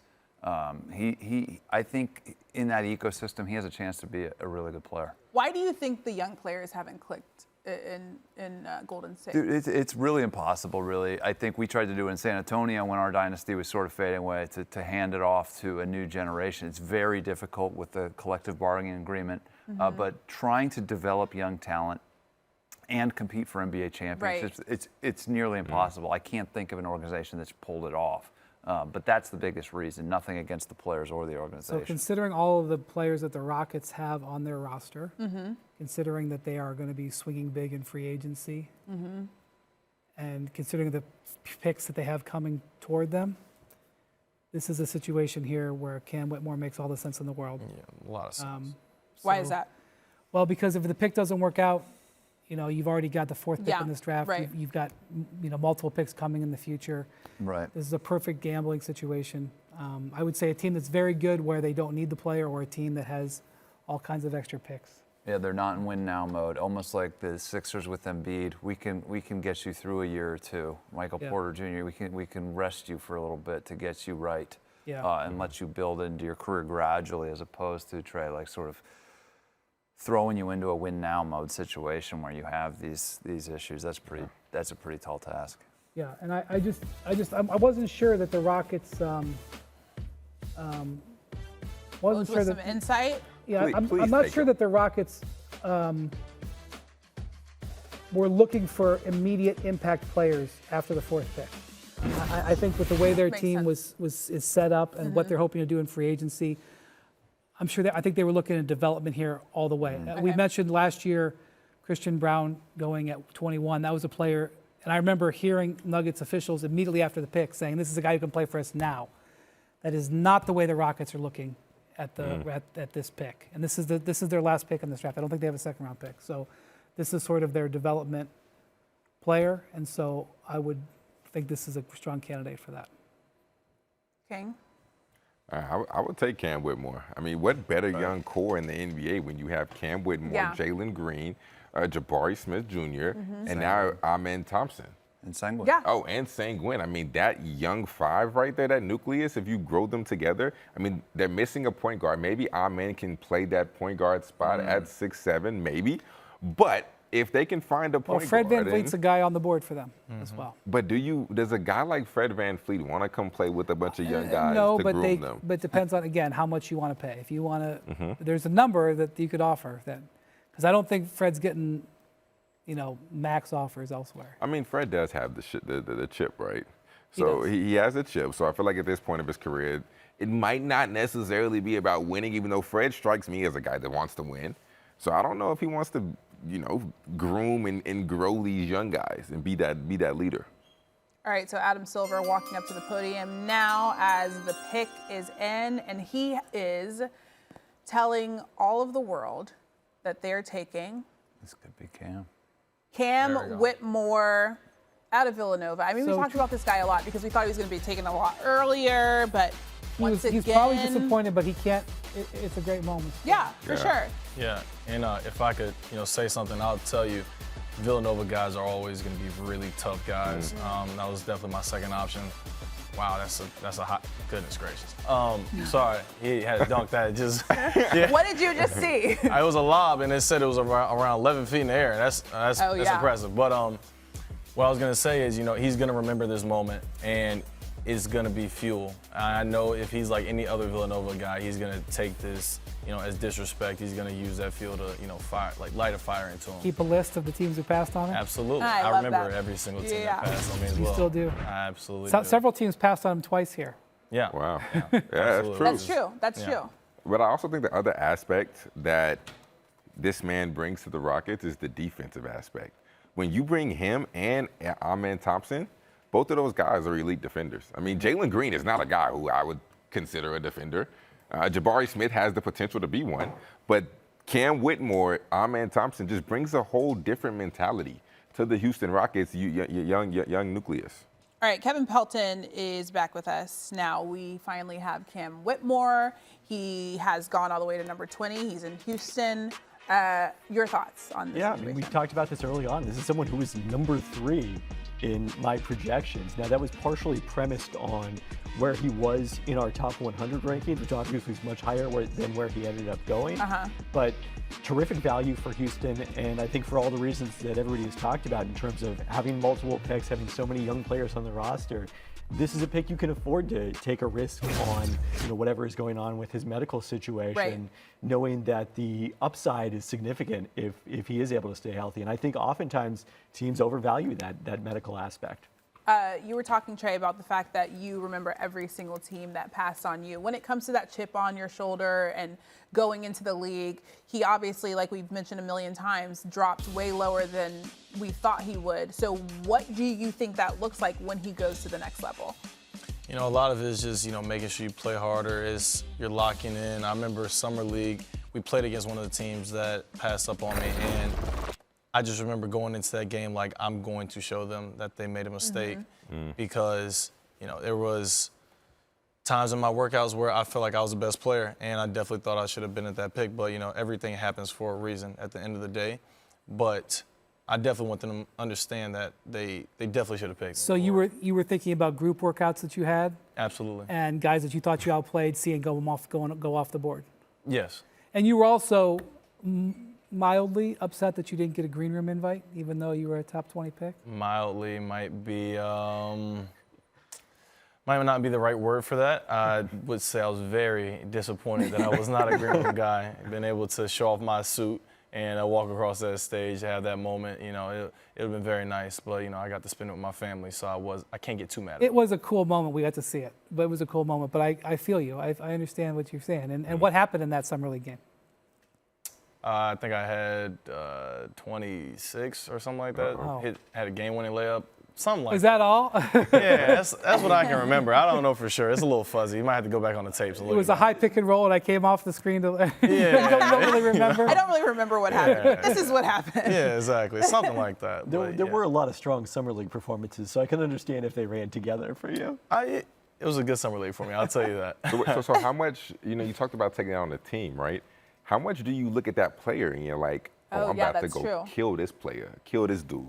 At the end of the day, you look at every player almost the same as like, yeah, I'm going at you. Like, it doesn't really matter. Like, at the end of the day, like, he wasn't the one that, like, the organization picked him, he didn't pick the organization. Yeah. So it doesn't really matter. Like, I'm competing with everybody on the court, but, it's still, a little bit extra motivation for sure. This doesn't happen all of the time, but sometimes the draft process is obviously very important. Tonight's one of the most important nights on the NBA calendar. Teams spend millions of dollars, spend years recruiting, evaluating players. Then you get to Summer League, and like all of a sudden, cream rises to the top. Yeah, you get it's exposed. like, or guys are like really good. Yeah. You're like, oh, this guy's really good. Like, and it's amazing. Like, you just watched him play all these college games and everything, and then something happens, and being good in Summer League isn't the be-all, end-all. But if you're bad in Summer League, it's usually a better indicator of trouble. So when you're good in Summer League, it means it's good. So, like, I'm telling you, you were excellent in Summer League. In 2 weeks from now, when this gets started, there are going to be guys who stand out. And you're like, how the heck did that guy go whatever? Yeah. It's the nature of it. Gilgeous-Alexander was one of those guys like that from Maine. Yeah. That's a good one, for sure. All right, so the Brooklyn Nets are on the clock. They have picks 21 and 22 and 51. We saw what happened with the Nets the last 2 seasons. It's been kind of icky. Let's just say that. It's been a journey for them. So, Wendy, looking at their 21st and 22nd pick, what do you think is going to happen here? Well, they just don't have much size. Yeah. I mean, I think they're going to look into the market to get some size. But it would help if they could start with at least one of these 2 picks being a guy who they might be able to give some minutes at the big man spot. I don't know. We'll see. They have some business they have to handle on their own roster. Cam Johnson. And I'll just tell you something. Mr. Murphy, keep an eye on what Mr. Johnson receives in salary, because I know I have a pretty good feel for what he got offered last fall by the Suns, which he turned down. It was a very aggressive offer. Well, it was a good offer. Cam bet on himself. He is going to get, I believe, paid to an extremely nice amount because he was very good after coming back from midseason knee surgery. And I think they're pretty much going to keep him. I think that's kind of obvious. He's a restricted free agent. Yeah. So they got to take care of that.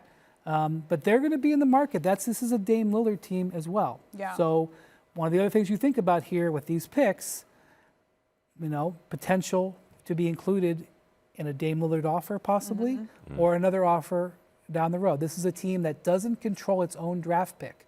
All their pick control is with Houston. They have no incentive to keep their pick high. They're even though they just traded away multiple All-Stars, they're going to go for it. And so that is also in the back of their minds as they make these picks. Okay, so knowing everything that Wendy just said, they need to get some size. What do you think? Who do you think is the best big man that we still see on the draft board? It's interesting because I'm looking over my projections, and they're really heavy on wings at this point of the draft. But I think Noah Clowney from Alabama is someone who can make sense. Okay. Pick is in, and Adam Silver is telling the entire world that they've selected Noah Clowney out of Alabama. I swear that Kevin has some sort of foresight into the world. So he's 6'10", 210 pounds. What is Noah Clowney going to bring to the league? So what's interesting about Connie is he sort of played 2 wildly different roles last year at Alabama. He started off most of the time as a power forward next to Charles Bediako, and there they asked him to space the floor. And he was, an okay three-point shooter. I think the developing three-point shooter, get there in time.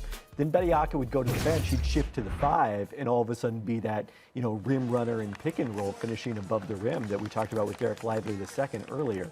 Defensively, I don't know if I have a good sense yet whether he's going to be better off as a 4 or a 5 in the league, but having the ability to play both of those spots, I think is a positive. I agree 110%. I think there's a lot of things to like about him that we technically didn't see when he was in Alabama jersey.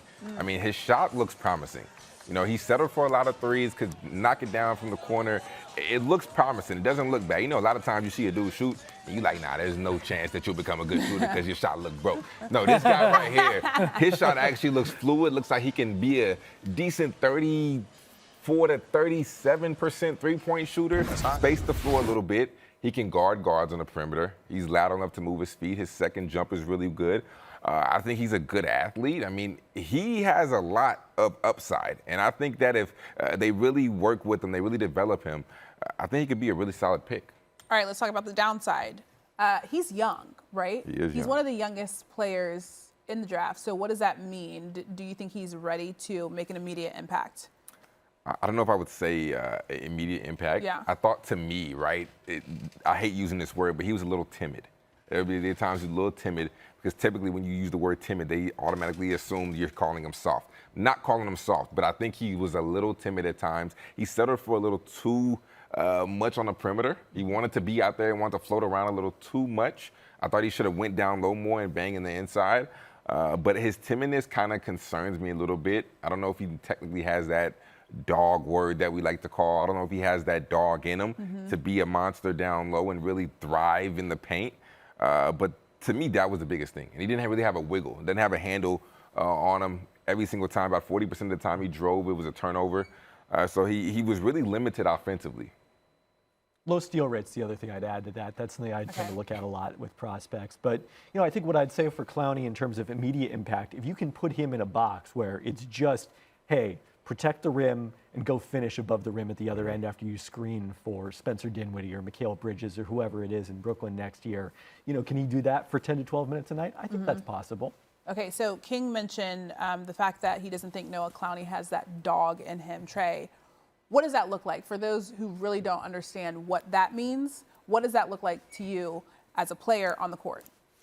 You know, there's people that might get it misunderstood and might say, like, you know, having that dog in you is like fighting somebody or doing like little, like at the end of the day, having that dog on you is doing everything that your team needs to win. That is diving on the floor. That is setting hard screens.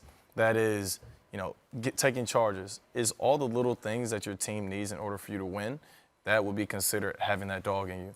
Now, at the end of the day, a lot of times it's not developed. It's either in you or it's not. But there's definitely some coaches, there's some organizations that are able to bring it out of you a little bit. And so, you know, hopefully whatever happens in his case, you know, the NBA can definitely toughen you up very quickly. And so that'll be definitely something that you can look for. So these next two picks, this next second pick here and the pick right after it with Portland at 23, both possibilities of player trades where a team that doesn't have a pick might trade in for a player. Maybe less of a chance at 22 than at 23, but we haven't seen that yet tonight. With the couple of pick trades we've had, I don't have any info there, Trey. A couple of the we've seen some pick movement. We haven't seen anybody trade a player for a pick, which we heard quite a bit about leading up to it, but hasn't happened yet. So these are two candidates right here.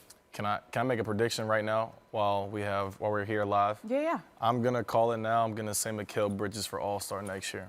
So I agree with you 110%. Make sure you look out for that. I definitely think he's in a situation where he can show off his talent. After All-Star break, after the trade deadline, you saw what he did. He was a 20-plus per game scorer, and he has the freedom to do that. When you have that freedom and you have the ability to get to your mid-range and score at a high level, you know, it opens up a lot for you. So I'm going to call it now and say Mikal Bridges for All-Star. Well, when they had some injuries in Phoenix this last season, they turned him from being a 3 and stand in the corner D player, and they moved him to the wing because Booker was out and they needed some playmaking there. And Cam Johnson was out. They just needed help. And all of a sudden, it was like, because we've seen him do it in little bits and pieces. And it was like, wait a minute, when we put him on the wing like all the time, he's like really, really more effective offensively than they thought. The Nets saw that. And, I mean, they really wanted to keep him out of that deal for Durant. There was no way they were going to do the deal without him. When he went to Brooklyn, they kept him right in that spot, kept the ball in his hand, kept his usage up, and he was a very effective looking scorer. One of those first games that it happened was against us in the home and home. Booker plays in the first game. He gets hurt, pulls his hamstring, I want to say. And then that second game, Mikal Bridges is the main guy that they're going to. Mikal ends up having 27 that game, and it's an efficient 27. It's not like he is taking a bunch of shots to get to 27. He's getting to his spots and hitting shots, and you're just looking at him like that's a different player from even the first game. Mm-hmm. This second game, he's been super aggressive, and the ball's in his hands. You see a little bit of potential there. So can he be a number one option on a contending team? I'm a little biased because that's like my brother. Yeah. But I think so. I think he has a chance to be. I think he has a chance to be a number one option or a number two option for sure. I don't know for sure about number one. There's probably only 10 number one options in the entire league.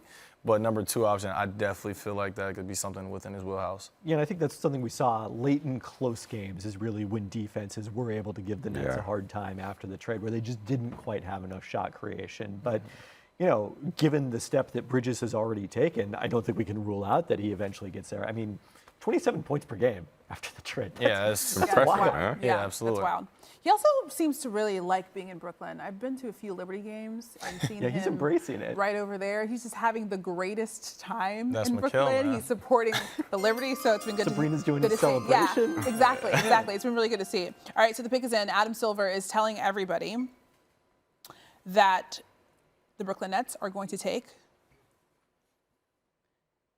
Dereck Whitehead out of Duke. King, what was that noise you just made? Okay, what exactly does that mean? You know, this is an interesting pick because we didn't see the full Dereck Whitehead in college. But the one thing that we did see is that he could really knock it down from three. Shot at least 40. I think he shot a little bit like 41 from three. And that's a part of his game where in high school, he wasn't necessarily a knockdown shooter. He was just an all-around bucket getter who was a top 3 player in America, who was an elite out-of-this-world talent. So we didn't see a full Dereck Whitehead because of injuries. The injuries really held him back. So at 6'7", he has a really, really solid, strong frame to be a good defender. If you get a healthy Dereck Whitehead, we're talking about a guy who can make an instant impact on a team. Yeah. And be a third, fourth option, because we have not seen that. We didn't see that in the Duke jersey. Yeah, he had a broken foot in August, which of course that's not good. And Kevin. second surgery during the draft. Yeah. Process, which took him out So of that. it's not like you mentioned, King. Definitely want to see him healthy. So Kevin, what is Dereck going to bring to the league? Yeah, I think the other thing that stands out, we've talked a lot about younger players in this draft. Whitehead is, I'm pretty sure, the youngest player that has gotten drafted thus far tonight. And, you know, that gives him, you know, he's a year and a half younger than Brandon Miller, even though they were both one-and-done guys last year. So that gives him more runway to develop once he gets into the NBA. And I think a pick like this makes sense when you've got back-to-back picks, as Brooklyn does.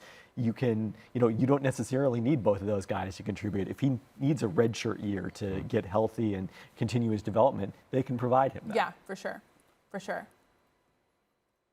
Sorry, I'm looking at this. I'm looking at my notes. Player comps, because I'm looking at this note. It says that a player comp for Dereck is Lonnie Walker. We were talking about Lonnie Walker a little bit earlier, but he had a pretty good. He showed up at moments in the playoffs. He was big. But he's a better moments shooter. in the Yeah, playoffs. So what do you guys Lonnie think is, about player comps for him? I don't know if I see Lonnie Walker. Lonnie Walker out of college was a supreme athlete. Yeah. That was one of the better athletes I've seen coming out of college. And I don't know if Dereck is there yet.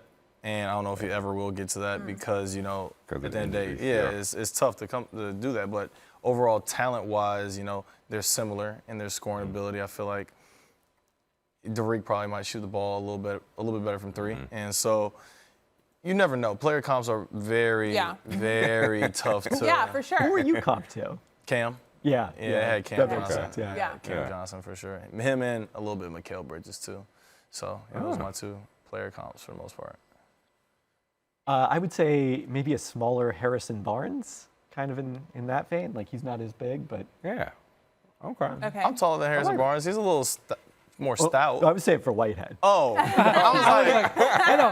His face was like, I don't hold think on, so. wait. Who am I smaller? I'm bigger than Harrison. My man took serious offense to that one. He's like, it wasn't even that. I was like, wait a minute, I'm taller than him. relationship. It's all good. All good. King, any thoughts? I kind of like that. I can see Harrison Barnes. I can see it. You know, Harrison Barnes doesn't really have the wiggle with the handle, but it's really good shooter, really effective when he's on the court. So I like KP. You're good. Yeah, no, I like the way you guys think. That's a good one for Dereck Whitehead. For him, yes. All right, so the Blazers pick is in. As Wendy mentioned, there's a player trade possible here. I don't think Possibly? it's happened. No? I don't Okay. think it's happened. But the pick is in. What do you think that they should do here, Kevin? Yeah, I mean, you went very young with Scoot Henderson in the first pick. Probably not someone who's going to do much to help you next season as a backup behind Anthony Simons and Damian Lillard. So maybe go for someone a little more polished who can contribute a bit more immediately right here. Like? I just want you to say it because you literally have said the exact guy that they have chosen a few times tonight. So I just want you to. This one got spoiled for me now that I'm on Twitter. So. Oh, So. wait, what are you seeing? What are you seeing on Twitter? Well, we were in commercial break, so that's why it's a little bit. There was a little bit of a lag. Okay, so the pick is in. Adam Silver is telling the entire world that the Blazers have gone with. I can't see his mouth, so I don't know if he said it yet. I don't want to say it before it said it. Okay. All right, so we have they've another gone with twin. Chris Murray. We have another twin drafted in this draft. One pick ahead of, he could have gone to play with Keegan. One pick later. Oh, man. Oh, that would have been fun. Yeah. That would have been really fun. There was some projection that the Kings would take him to put him with his brother in Sacramento. See, that's just not nice, Portland. It's not nice. It's just not nice. So Kevin, you were talking about the fact that they need a guy that's a little bit older. Chris he's 22. Yep. He's almost 23. So what does that mean for this team? Yeah, I think it was fascinating to watch Chris Murray last year because they put him in the role that Keegan Murray was in the year before, and he put up very similar statistics. You know, I don't think he's probably quite as athletic as Keegan, maybe not quite as good of a shooter, but, you know, someone who similarly brings a nice, well-rounded game to the NBA, somebody who can maybe toggle between those front court positions. They've got some other interchangeable guys like that with Nasir Little and Jeremy Grant in the front court. So, you know, that's that 3-and-D archetype is what they continue to search for in Portland, and Chris Murray fits into that. Jeremy Grant, so they didn't trade this pick. They didn't trade 3. At least not yet. They're pretty much making a choice here. But they're gonna, you know, the guy is on the record as saying, I don't want to play with young guys. I mean, he is not a young guy, but he's an older they've drafted guy. both guys. So just making that note. What does that mean, Wendy? What are you saying, Wendy? So just come out and say it, Wendy. Just say it. If you want to go tiptoe, If you're not going to trade the 3rd pick, you might as well not trade 23. Because, you know, and you mentioned Jeremy Grant. Jeremy Grant's a free agent. If you're thinking about trading Dame Lillard, I don't know if you're signing Jeremy Grant. You know, you may consider other options there. So they're a team in flux right now. I don't know which way they're going to go. Question. So what is Chris Murray's draft comp? Keegan Murray. That's what I was saying. Like, Is it too obvious? Is it really? is there another guy at all? I think that's the best one. We might as well just stick with that one. Yeah. Just, you His know. twin brother, his identical twin brother. He's a spitting image. When you watch the two play, they Literally. did the exact same thing. I mean, Keegan was there the last year. Now Chris comes in and plays the exact same role. We'll step out and shoot the 3. We'll post up. Honestly, I think Chris might be a slight better defender, but I think Keegan's a better shooter, but they're the spitting image of each other. They're literally just alike, so I think that has to be his player comp. Any other comparison is just a little All right, can I attempt crazy. one at the risk of ruining my reputation? Go Late ahead. career Trevor Ariza. You know what? I like the way you think, bro. You know, I give you that one. In Portland a few years ago. I give you that one because, you know, I was trying to figure out where you're going to go with this. But you did a great job. You did not ruin your reputation right there. You did a great job. All right, so who's up next? We got the Sacramento Kings at 24. Wendy. So Sacramento has some business to do this offseason. They have Harrison Barnes as a free agent. There was a feel in the league like that was a foregone conclusion that Harrison Barnes would be back. They really like him.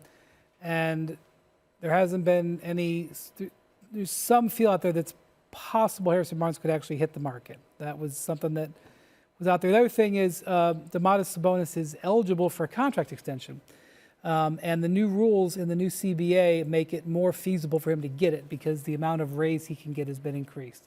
So I would think that prioritizing those two players, I cannot see them letting Harrison Barnes go unless they have just a rock solid upgrade, sign and trade there. So I would guess that he would be back, but I think they wanted to leave some options open. Mike Brown wants to defend a little bit better. This year, they had the number one offense in the league, number one offense of all time when it came to efficiency. That's not who Mike Brown is. Mike Brown wants them to defend more. They did defend better in the playoff series against the Warriors, not defended well enough to win. So I'm not sure this is going to be a defensive-based player, but it would be helpful to them if they got somebody who could they play in their rotation as a defender, because that's what they really want to do more of. Well, Adam Silver is telling the entire world that, we love a Woj bomb. Okay, so there's the other part of the. I like this. Yeah. There's the other part of that trade. trade. Like this kid? No, I do. I like you this do. kid. Olivier-Maxence Prosper is taken there, but what were you going to say, Wind? Well, this is the other part of the Davis Bertans trade. I said it had to be a two-part thing. That's the other thing, but I'll let you talk about Olivier here first. Okay. I love the way he plays. And what I love the most is how hard he plays at all times. He's a great athlete, great defender. I mean, the guy right there, when he's going downhill, he's extremely hard to stop just because of the amount of the motor that he plays with. We talked about high motor guys earlier, talking about guys having that dog in them. Olivier-Maxence Prosper is that full sense of the word. He is full throttle from start to finish, even so much so to the point to where we saw him get too much out of control. He was playing so hard and going so hard that he turns the ball over and have those little small mishaps. But when he's under control, he impacts the game in more than just his scoring. Great rebounder, tenacious defender. I'm a huge fan of Prosper. Okay, Kevin. Well, what do you think about it? I think I want to talk about what this means for Sacramento in terms of the financial implications. Let's get the windy fingers flying, because what is going on? They've created now $36 million in cap space if they renounce all of their free agents. They probably want to keep Trey Lyles' cap hold because it's very modest, only about $3 million. That's still $30+ million to work with. You can re-sign Harrison Barnes. You can use a little of that money to renegotiate Domantas Sabonis' salary up this season, make it easier to extend him, and then still probably have about 10 to 15 million to work with in free agency this summer. Fascinated to see where they go with that. Like I said, they applied, the brakes kind of got applied on Harrison Barnes, the assumption that his deal was done, and so you may wonder what they're doing here. This is a cap, so Dallas, it's an interesting maneuver here. Dallas moves 2 spots back and drafts the guy that they probably wanted to attempt anyway. Yeah. Great job. A+ maneuver. I don't want to steal your trade there, Mr. Pelton, but that's really good when you can move back. They offload Bertans. They move immediately to get Richaun Holmes, who was pretty much out of the rotation, not a part of what was going forward in Sacramento. I'm not so sure what Richaun Holmes will bring to Dallas. It seems like they're going to move on from Christian Wood. All indications are of that. So that's interesting. But that's, moving back. Basically, they got Richaun Holmes for free, the way I look at it, because they traded, they were able to trade Bertans for Holmes. That is a good value. So good job.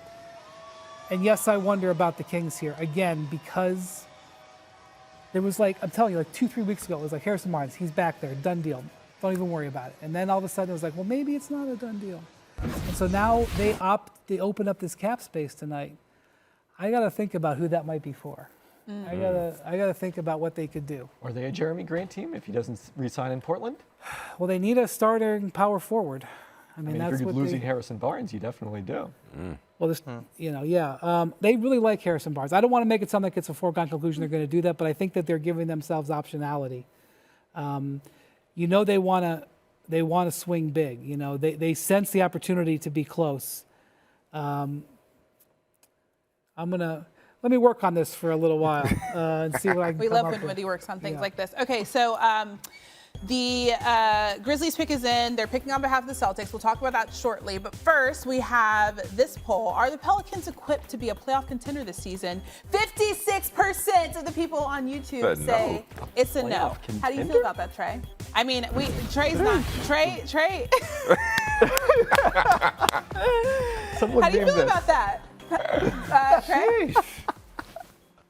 Speechless? No words? Is this one of the things where you write this down? Yeah. You said How many of these people are going to? You know what? Can somebody pull that poll up so I can take a picture of it real quick? So I can. It's motivation. Here's the thing. I also want to point out the fact that these YouTube poll people, they see you on this set. Oh, I know. They're That's watching all right. the show. They're voting, and they see you on the set. So do you have anything to say to them directly? Look, I mean, if we're just going to go based off only facts, we were the #1 team January 4th. This is a good chunk of the season. It's not like I'm saying we're #1 team in November. This is January 4th. Obviously, injuries are a part of the game.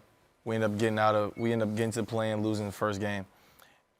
For people to say we're not even playoff contention, wild. Yeah. You know what? The disrespect. More lost in the play-in game. Yeah. I mean, okay, I hear you. But that's I'm saying that's playoff contention right there. No, exactly. Contention, at least. Like, now if they say championship contention, then it's like, all right, you might be able to argue that. But playoff contention is like, you know what? We'll let you think what you want to think. We'll remember that, and we'll be right back. We'll be right back with you. Don't worry. Come check in with me around this time next year. See what happens. Are you going to, like, send that to your teammates? I don't even have to.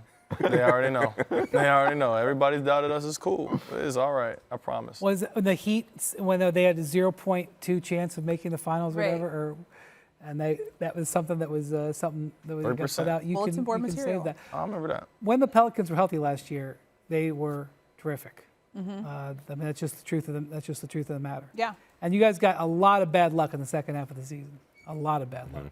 Including to Jose Alvarado, who was a very important guy. Very important piece. A lot of people mention that part, but Jose comes in and he changes the game. He throws in, a different energy into the game, and it sparks us as a team. He can score the ball well. He can facilitate for his teammates, but the best thing that he does is play defense. He is a pest. And I played against him my last year at Virginia, and I hated him. And when he became my teammate, I loved him. So he's one of those guys, you hate to have him as an opponent. When in college, did he do the Grand Theft Alvarado where he hung back and did that? No, he didn't do it against us. I mean, Virginia is a little smarter than most teams, so I think we would have seen it. But no, there's a few cases where, he would score and then get on half court and start playing the guitar. And that's when we would get really mad. And that's when, we start butting heads. My little cousin even disliked Jose. So once he became a Pelican, it was all love. Yeah, well, Chris Paul's not a big fan of him either. So one thing I'll mention on the Kings, to maximize what they can do with the Domantas Sabonis extension, it's possible they can use some salary cap space to add to his contract now, increase his contract. It's known in the league as a renegotiation and extension. They could add money to his contract to get his salary up and then add from there. So that could be part of their plan. Yeah, Pacers did that with Miles Turner last year before the deadline. Okay, we do have to say goodbye to Trey. I hate to leave. He's going to go break some stuff on after that that poll. note. It is. It's not a good note to leave you on, but it was so fun having you join us today. Thank you for all your insight, giving us a little peek behind the curtain when it comes to being a player that's gone through this process. It's been pretty awesome to have you. I appreciate y'all. Definitely appreciate y'all. Yeah. Okay. So you mentioned the fact that you cried. We have all these players that have cried tonight, but not that many. I honestly feel like it hasn't been that many. But we've seen it. We've seen it. King, have you ever cried in front of people? Yeah, look, when we lost to Gonzaga in the tournament last year, I literally sprinted off the floor because you know how they always have the cameras when you lose a March Madness game and the cameras just pointed at you? I didn't want to become one of those moments, those viral moments, so I just sprinted off the court. But that was my biggest crying moment. Okay. I think that other people watching are also crying because that tweet just said that. But I have to give a shout out to my guy, Marcus Sasser. Dallas, Texas kid. Went to Red Oak High School, down the street from my house. I grew up knowing his family. Shout out to Marcus Sasser. Great kid, phenomenal talent. You're going to have to take my word. What were you going to say, Kevin? That had we gotten to it, Marcus Sasser was going to be who I was going to say for this pick. And it's very amusing because the Boston Celtics, to get this pick, just traded to the Memphis Grizzlies a physical combo guard named Marcus S. And now they're drafting a physical combo guard named Marcus S. And Smart's from Dallas, and too. Another kid from Dallas. Yeah. Another Dallas, Texas kid. We're everywhere. He would have been one of my player comps for Marcus Sasser. Same kind of, nobody is they're trading. Oh, they're trading this too? Oh, that's a bummer. He has been traded to Detroit. Oh, interesting. Okay, so what is Detroit getting? I mean, King, you talked about it a little bit, but what is Detroit getting out of Marcus Sasser? Well, he played for Kelvin Sampson. And if you know anything about Kelvin Sampson, His teams are extremely tough and physical. The guy can play defense. He can guard. He is a pest. He keeps the ball in front of him. On the offensive side, he is a dynamic playmaker. He does a great job of creating separation off the bounce, can get his teammates involved, crafty finisher. I mean, there's really not too many holes or too many weaknesses in his game other than the fact that he was a little bit injury prone in college. But outside of that, offensively, defensively, he's a great, in my opinion, a great backup point guard. Okay, I want to go back to the Kings. You got to figure out what's going on in Sacramento. And Pelton, give Pelton credit here.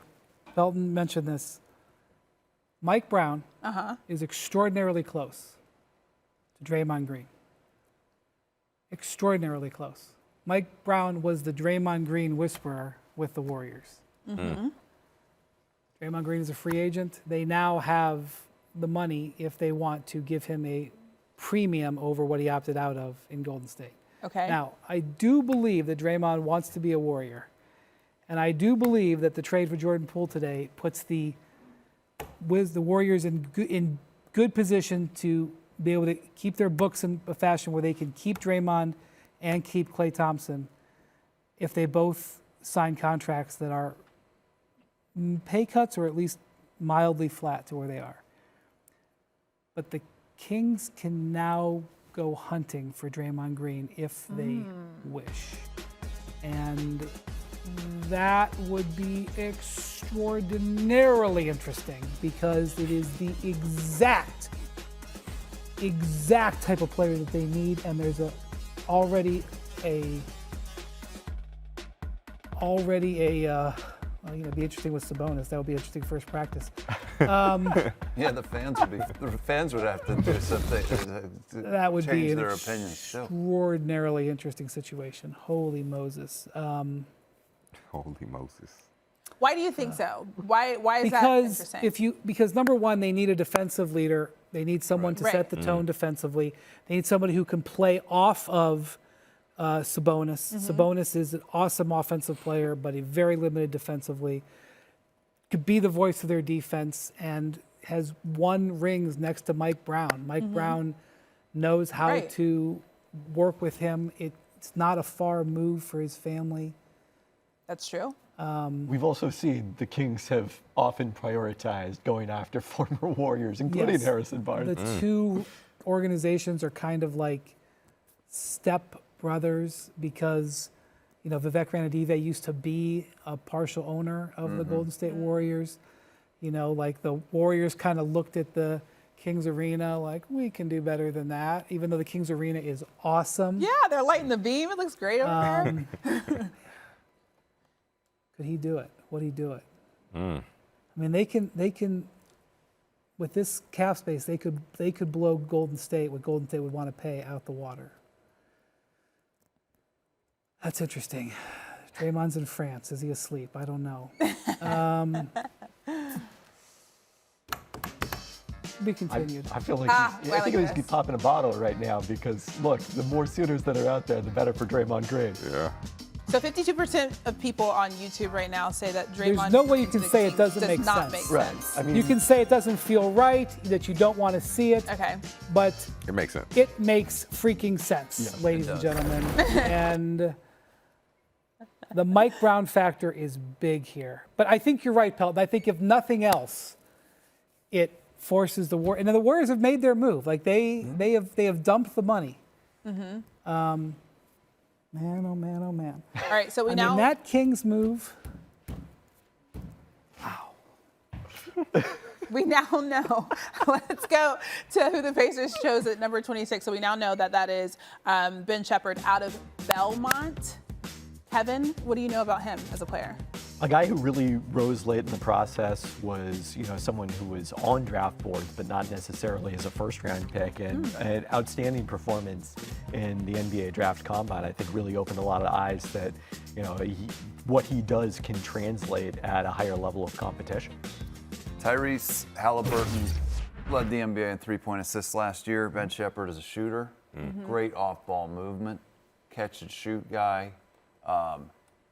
Tyrese is one of the best passers, particularly creating the exact kind of shots that Ben Shepherd knows how to convert. So, Indiana, to me, this talk about Wendy talked earlier about the long rebuild in Orlando. I like the pace at which Indiana is going from. You do? I do actually. Oh, Indiana. I thought you meant Orlando. No. I'm in another world over here. I'm gonna be honest with you. Wendy is in Sacramento Are you literally right now. texting Draymond Green in France right now? Like, what time is it? It's way too late. He didn't say no. He's not even paying attention to us. Okay, so we're currently at pick number 27. Charlotte Hornets are on the clock. I want to bring up a fun fact when it comes to the number 1 pick versus the number 27 pick. So just 2 All-NBA players have been picked at number 1 in the last 10 drafts. That's Karl Anthony Towns and Ben Simmons. Also 2 All-NBA players at number 27. You have Rudy Gobert and Pascal Siakam. But those 2 have made All-NBA 6 total times. Gobert 4 times, Siakam 2 times. Double what the number 1 picks have. So what does that mean about the value of what teams have been able to find at number 27? I don't think it means you want to target number 27 Of course, in particular. but I feel like it's an interesting fact. The kind of late developing, late blooming guys that have been very successful in the league, I think, has been a growing trend over the past 10 years. Siakam is an excellent example of someone who, came to the game late, was kind of a role player early in his career in Toronto, and then has developed into a star. Kirk, we haven't talked about, I want to mention something, the pick is in, but we haven't talked about the fact that you worked for the Spurs and you guys picked late a lot. Yeah. How did you guys approach that process? Oh man, the scouting group is the most thorough in the business as far as I know. But we found Dereck White and DeJounte Murray, who out of Washington, this gentleman knows a lot about him, was like a Whitmore, fell.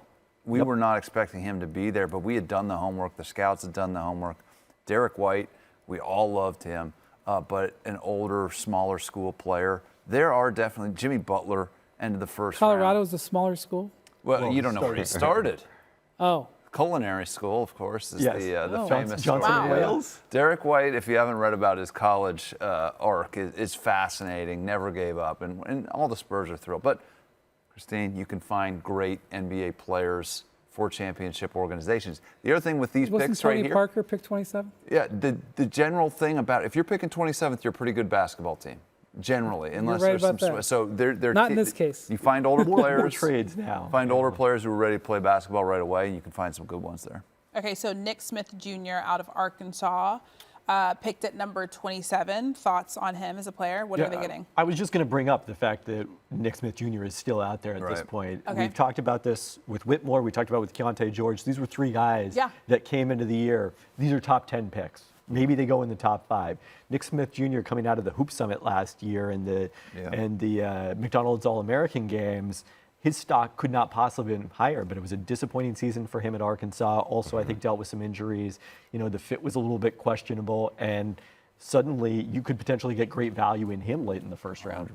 He wasn't really efficient and was not consistent while he was at Arkansas. But one thing about this young man is we know he can go get a bucket. We know he can score. He kind of reminds me of, I'm not going to say this is a comparison, but like when I think of Nick Smith, the first person that kind of comes to mind is James Bouknight. Not as athletic, not as athletic. I'm not saying it's a comparison. But like I don't know why for me. They're playing together. Yeah, I don't know why for me, but the first thing that comes to mind is Bouknight when I think of this young man. But he can get a bucket with the best of them. He shot a lot of mid-range jumpers, wasn't great from the three-point line. Defensively, he is solid. I mean, not really a playmaker, doesn't really make his teammates better, but he can score with the best of them. When he's healthy, when he's on top of his game, from what I've heard from some of his trainers, Tim Martin, who is a big trainer in Dallas. I mean, he's one of the best. He happens to train a guy named Victor Wembanyama as well. Who also trained Victor Wembanyama. He said this kid right here, Nick Smith, is one of the best scorers he's ever seen. So if he lives up to that hype, I mean, I think that he has a lot of upside. All right, I kind of want to go back to Sacramento because, Wendy, for a moment there, you were on your phone trying to figure some things out. It's going to take a while to process this. They need a big man who can defend. Yeah. They need a big man who can defend to balance out Sabonis, who's absolutely awesome offensively. They are too weak defensively to seriously consider themselves championship contenders. And they know this. And they did play better defense in the playoff series. There's been some speculation that they would be a Brook Lopez, the team that Brook Lopez they could go after Brook Lopez. Didn't we already see that movie in Indiana with Miles Turner and Sabonis? That's true. But I find it, I would love to know whether or not Sack thought this was possible tonight. And they traded, to get rid of the space, they traded a player. They didn't have to give anything to get rid of a player that they don't use. Well, they traded 24. Oh, they traded 24. 24 went to Dallas. So Dallas ends up, I mean, an incredible haul for him. They started out with 10 in Davis Bertans. They end up with 12-24 in Rashawn Holmes, who makes, about 30% less, 25% less than Bertans over this year. Bertans has less guaranteed money the following year. Yeah, it's quite a move. It's quite a move, and I just know that they sense the opportunity now to try to strike. Of the teams that are out there that are competing with them, they are the ones who now have the space. All right, so the Utah Jazz pick is in. Adam Silver is about to tell us who they've chosen. But Kevin, I want to ask you, what players are still on the board that you think are the best available? Well, I was just about to say, Bryce Sensabaugh was far and away my top-rated player who is still out there, so that's convenient. Kevin, listen, I don't know what I don't know. I trust you because you are. I was about to say that because you did make all of the predictions that we asked you before. So, but I just want to say you are a savant. I'm thinking on the same wavelength as NBA teams tonight, I guess. That's exactly what's happening. So what is also a former NBA team employee, Indiana Pacers? Yeah, but let me tell you, I don't know if they were always thinking of the same way. That's a Miles Plumlee pick, if we'll put it delicately. But, so we just talked about Nick Smith Jr.'s ability to get a bucket. Bryce Sensabaugh is a walking bucket. And, a lot of guys like this are, you think of Cam Thomas in Brooklyn, are kind of smaller, in that 6'3", 6'4" range, which kind of limits them to a bench role a lot of the time. That's not Sensabaugh. He is big and physical, can defend, multiple positions. I don't think he'd be a great defender at any of those positions, but, someone that you can move around as need be. I think the question is going to be, as with Cam Thomas, what else does he bring to the table in terms of playmaking? Yeah. Easily a top 3 scorer in the draft. And he shot 40 from the 3, 48 from the 2. But the thing about him, what makes him such an elite scorer is because he has such a physical frame. He can bump you off when he's driving. He can get you off, create space. Does a great job of using his body to create space from defenders. This kid can score on all 3 levels. He's a true 3-level scorer, dealt with injuries. But when it comes to getting a bucket, like KP said, he's easily top 3 in the draft. One of the big trends in the NBA right now is bigger and bigger dudes are shooting better and better from the three-point line. This is the type of player there's hardly any real statistical comps for because of the size of the athlete. But he is a bucket, he is a scorer, and he's young. He is 19 years old. Again, the Pacers are stockpiling talent. This is offensive talent, the best offensive talent available. And you were about to say this, young man, when she asked who is the pick. And I agree. This is a great bargain value-wise for Indiana at this part of the That was Utah draft. at 28. Indiana's on the board now at 28. Oh, Utah. Yeah. I do want to mention, too. Utah is also stockpiling talent. They are. You guys were talking about how Bryce Sensabaugh is the best scorer. I was talking to Jonathan Gavoni earlier today on SportsCenter, and he said the same thing. So everybody kind of on the same page when it comes to him. But he said he's the best scorer in the entire draft class. Do you guys agree with that? Yeah, I could see that.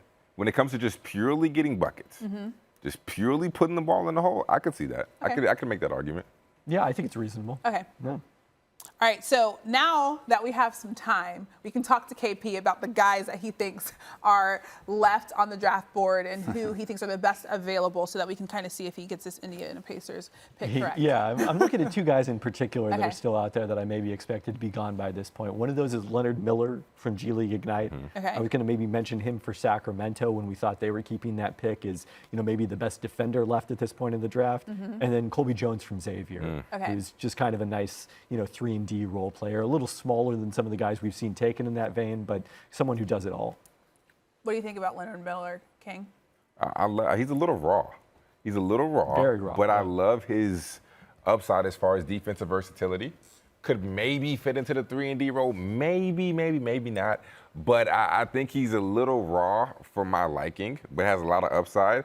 I love Colby Jones, though. I absolutely love Kobe Jones. I got a chance to do a few of his games, and he played on a team where 4 guys averaged over 14 points per game.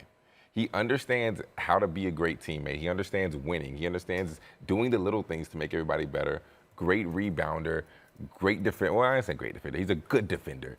But I think that he can have an instant impact. And I think my comparison, my player comp, you might like this one. For Kobe Jones, Malcolm Brogdon. Okay, yeah. He's not the ball handler that Brogdon is. Yeah. Definitely same vein. I do want to mention that the Indiana Pacers traded this pick to Denver. That's right. This is a Denver pick. Okay, yeah, so. I'm expecting to see a guy who's played multiple years in college. Kobe Jones. Right. You're a win now player. You're trying to get somebody for your rotation for the title defense right now. Yes. This is not a development project, most likely. They moved into this pick yesterday. I think yesterday. They moved in the day of Game 4. They moved into a pick in the early second round. They had to know exactly who they wanted with this pick when they moved into it. All right, so Adam Silver is telling everybody right now that the Indiana Pacers are choosing on behalf of the Denver Nuggets. Wow. Julian Strother out of Gonzaga. Why do you think that's interesting? I was just going to say that when I saw Kobe Jones play in the Phil Knight tournament in Portland back in November, one of the players he matched up against was Julian Strother, and I thought Kobe Jones got the better of Julian Strother, but apparently Denver Nuggets disagree. They don't agree. King, your thoughts on it? The one thing that always strikes me when I watch Julian Strother play is his confidence. I mean, there's not a shot out there that my man doesn't like, especially from 3. And at 6'7", he can really space the floor, but he'll take those shots. Game on the line, I don't care. I'm shooting it from the logo. I'm going to make this because I know that I've worked on this and I can do it. So every single time my man steps on the court, you automatically see his confidence. Not a great driver. There's not really much to his game, but he's a great shooter that can space the floor, and he's confident. So I think he can fit in and help a team. And you know who creates good shots? Point guard. Yeah, Jamal Murray. And Jokic. Nikola Jokic. Pretty good. I could create some good shots for Jokic. I think it's the other way around. So if you're talking Strother versus Kobe Jones, the thing he's got an advantage is he's 6'7". He's bigger than Kobe Jones. And that fits into what Denver has done here, where they've assembled kind of this fleet of wings that are all pretty interchangeable defensively. And one of the things they all do, this was really important in the playoffs, they're good at the rear contest. When you're going over the screen and trailing it and contesting from behind. Bruce Brown Jr., who they might lose in free agency, did that. Why am I blanking on the name of this? Kentavious Caldwell-Pope is outstanding at that. So that's a skill that Christian Brown, that's a skill they really value, and I think Strother is capable of doing that with his length. I will say he has to get better defensively. I think there's times where we really didn't see that effort defensively, but that'd be the only knock that I have on his game. He has to get better defensively and has to constantly show that effort game after game. And I think he will. He's around a winning franchise who will teach him and show him the ropes. So I think he'll be fine. I think he'll return into a really, really good player. That's a really good pick for Denver. Okay, so the Clippers are on the clock right now with a 30th pick. This is the pick NBA that was draft. discussed as being sent yesterday for Malcolm Brogdon. That was going to end up in Washington, and the trade talks fell apart, and they went a different direction. Obviously, made a deal with Memphis, and Washington and Boston instead. So the pick that the Clippers were interested in trading yesterday, I don't know if they're interested in trading it today. Okay. So we'll see. Okay, so let's talk to you, Kevin, about the guys that are left on the draft board who would be taken last in the NBA, in the first round of the NBA draft. So we've talked about Jones as a possibility. Now, one of the things that Jonathan Givony said earlier this week on the Low Post is that the Clippers have been targeting a lot of players who, are kind of raw prospects and might not be able to contribute on what you would think is the timeline for Kawhi Leonard and Paul George. And the guy who's out there who I'm surprised is still hit there, and they might be too, is Ryan Repair, who played last year in the Australian NBL with the New Zealand Breakers. Same kind of path that Ousmane Dieng took when he was the number 12 pick by Oklahoma City last year. And look, he's not going to come in probably and help you next year, but down the road, his length, athleticism, kind of thing that a team like the Clippers tends to covet. And I will say, Repair, one thing about him, offensively, KP is right. Not going to help you, but defensively, he's a pest. He's long, he's athletic, he can stay in front of the ball, he can get steals and put his hand down and poke the ball. He can really help you defensively. Offensively, probably not so much, but defensively, he has proven that he's an NBA-level defender. Okay, so we're on the last pick in the first round. I do want to just kind of have a little summary of what we've seen so far tonight. Obviously, we talked about Cam ad nauseum, so I feel like we don't want to say that. But like overall, when it comes to the first round of the NBA draft, what have been your biggest takeaways? There was no player for pick trade other than Sacramento, who I think was the most intriguing teams emanating from this. As we've talked about, Dallas moved back 2 spots, ended up turning the move back into a pick and a player, and drafted the guy that they thought they were going to draft.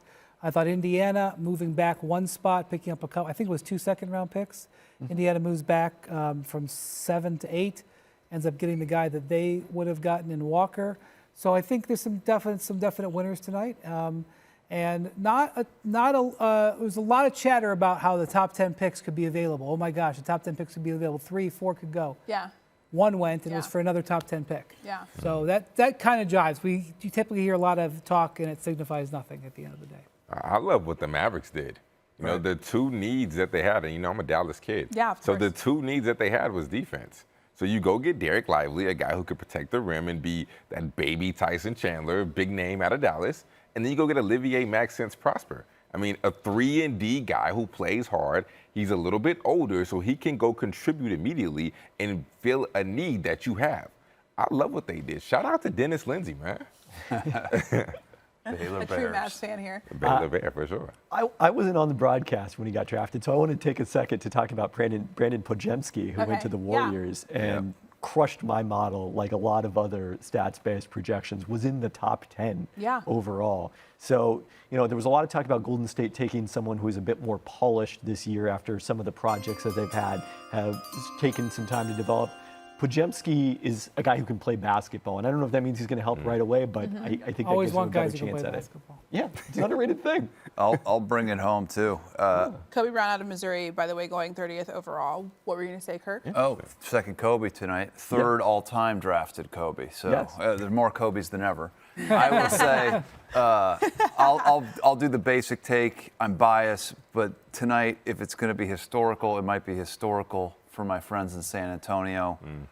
They have just endured a relatively quick rebuilding process. If this player hits, if this player warrants the hype that we've all given him, as you alluded to, over the last few weeks at this network, Greg Popovich extends his legacy potentially with another international superstar, extending that sort of Spurs brand deep into the 2020s. So, you know, it's an obvious one, but I think that's really the legacy of tonight as I see it right now. Two biggest surprise picks. Would you say Bilal Coulibaly going 7th to Washington? Yeah. And Jett Howard going 11th to Orlando.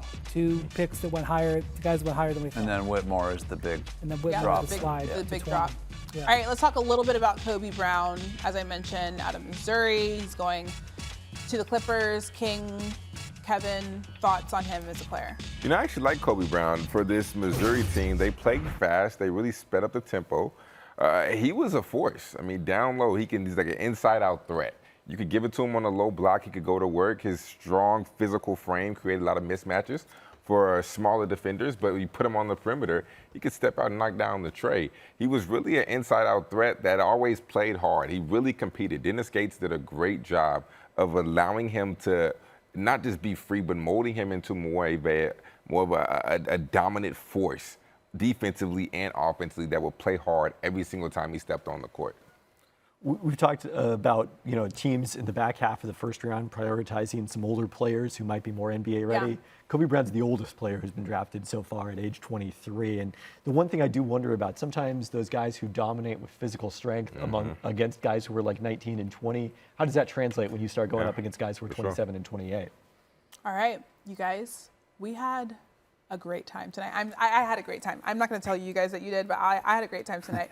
Hopefully everybody here did. 30 guys' lives changed tonight in Brooklyn. It's so great to work with all of you. Any thoughts, Wendy, about Sacramento? I want you look pensive. I just want to make sure you get closing thoughts. 2 things before I go. First off, thank you guys. Your expertise is very much appreciated. You taught me a lot about these players. I'm going to learn more in the coming days. 1, the Blazers didn't trade. Right. Let's watch for Dame Lillard in the next couple of days. 2, I'm going to say it. What is going on in Sacramento? Oh, there we go. What a great way to find out what is going on in Sacramento. I am going to try to find out. It's a reward for ever being stuck with us. Oh my gosh, that's amazing. Treat.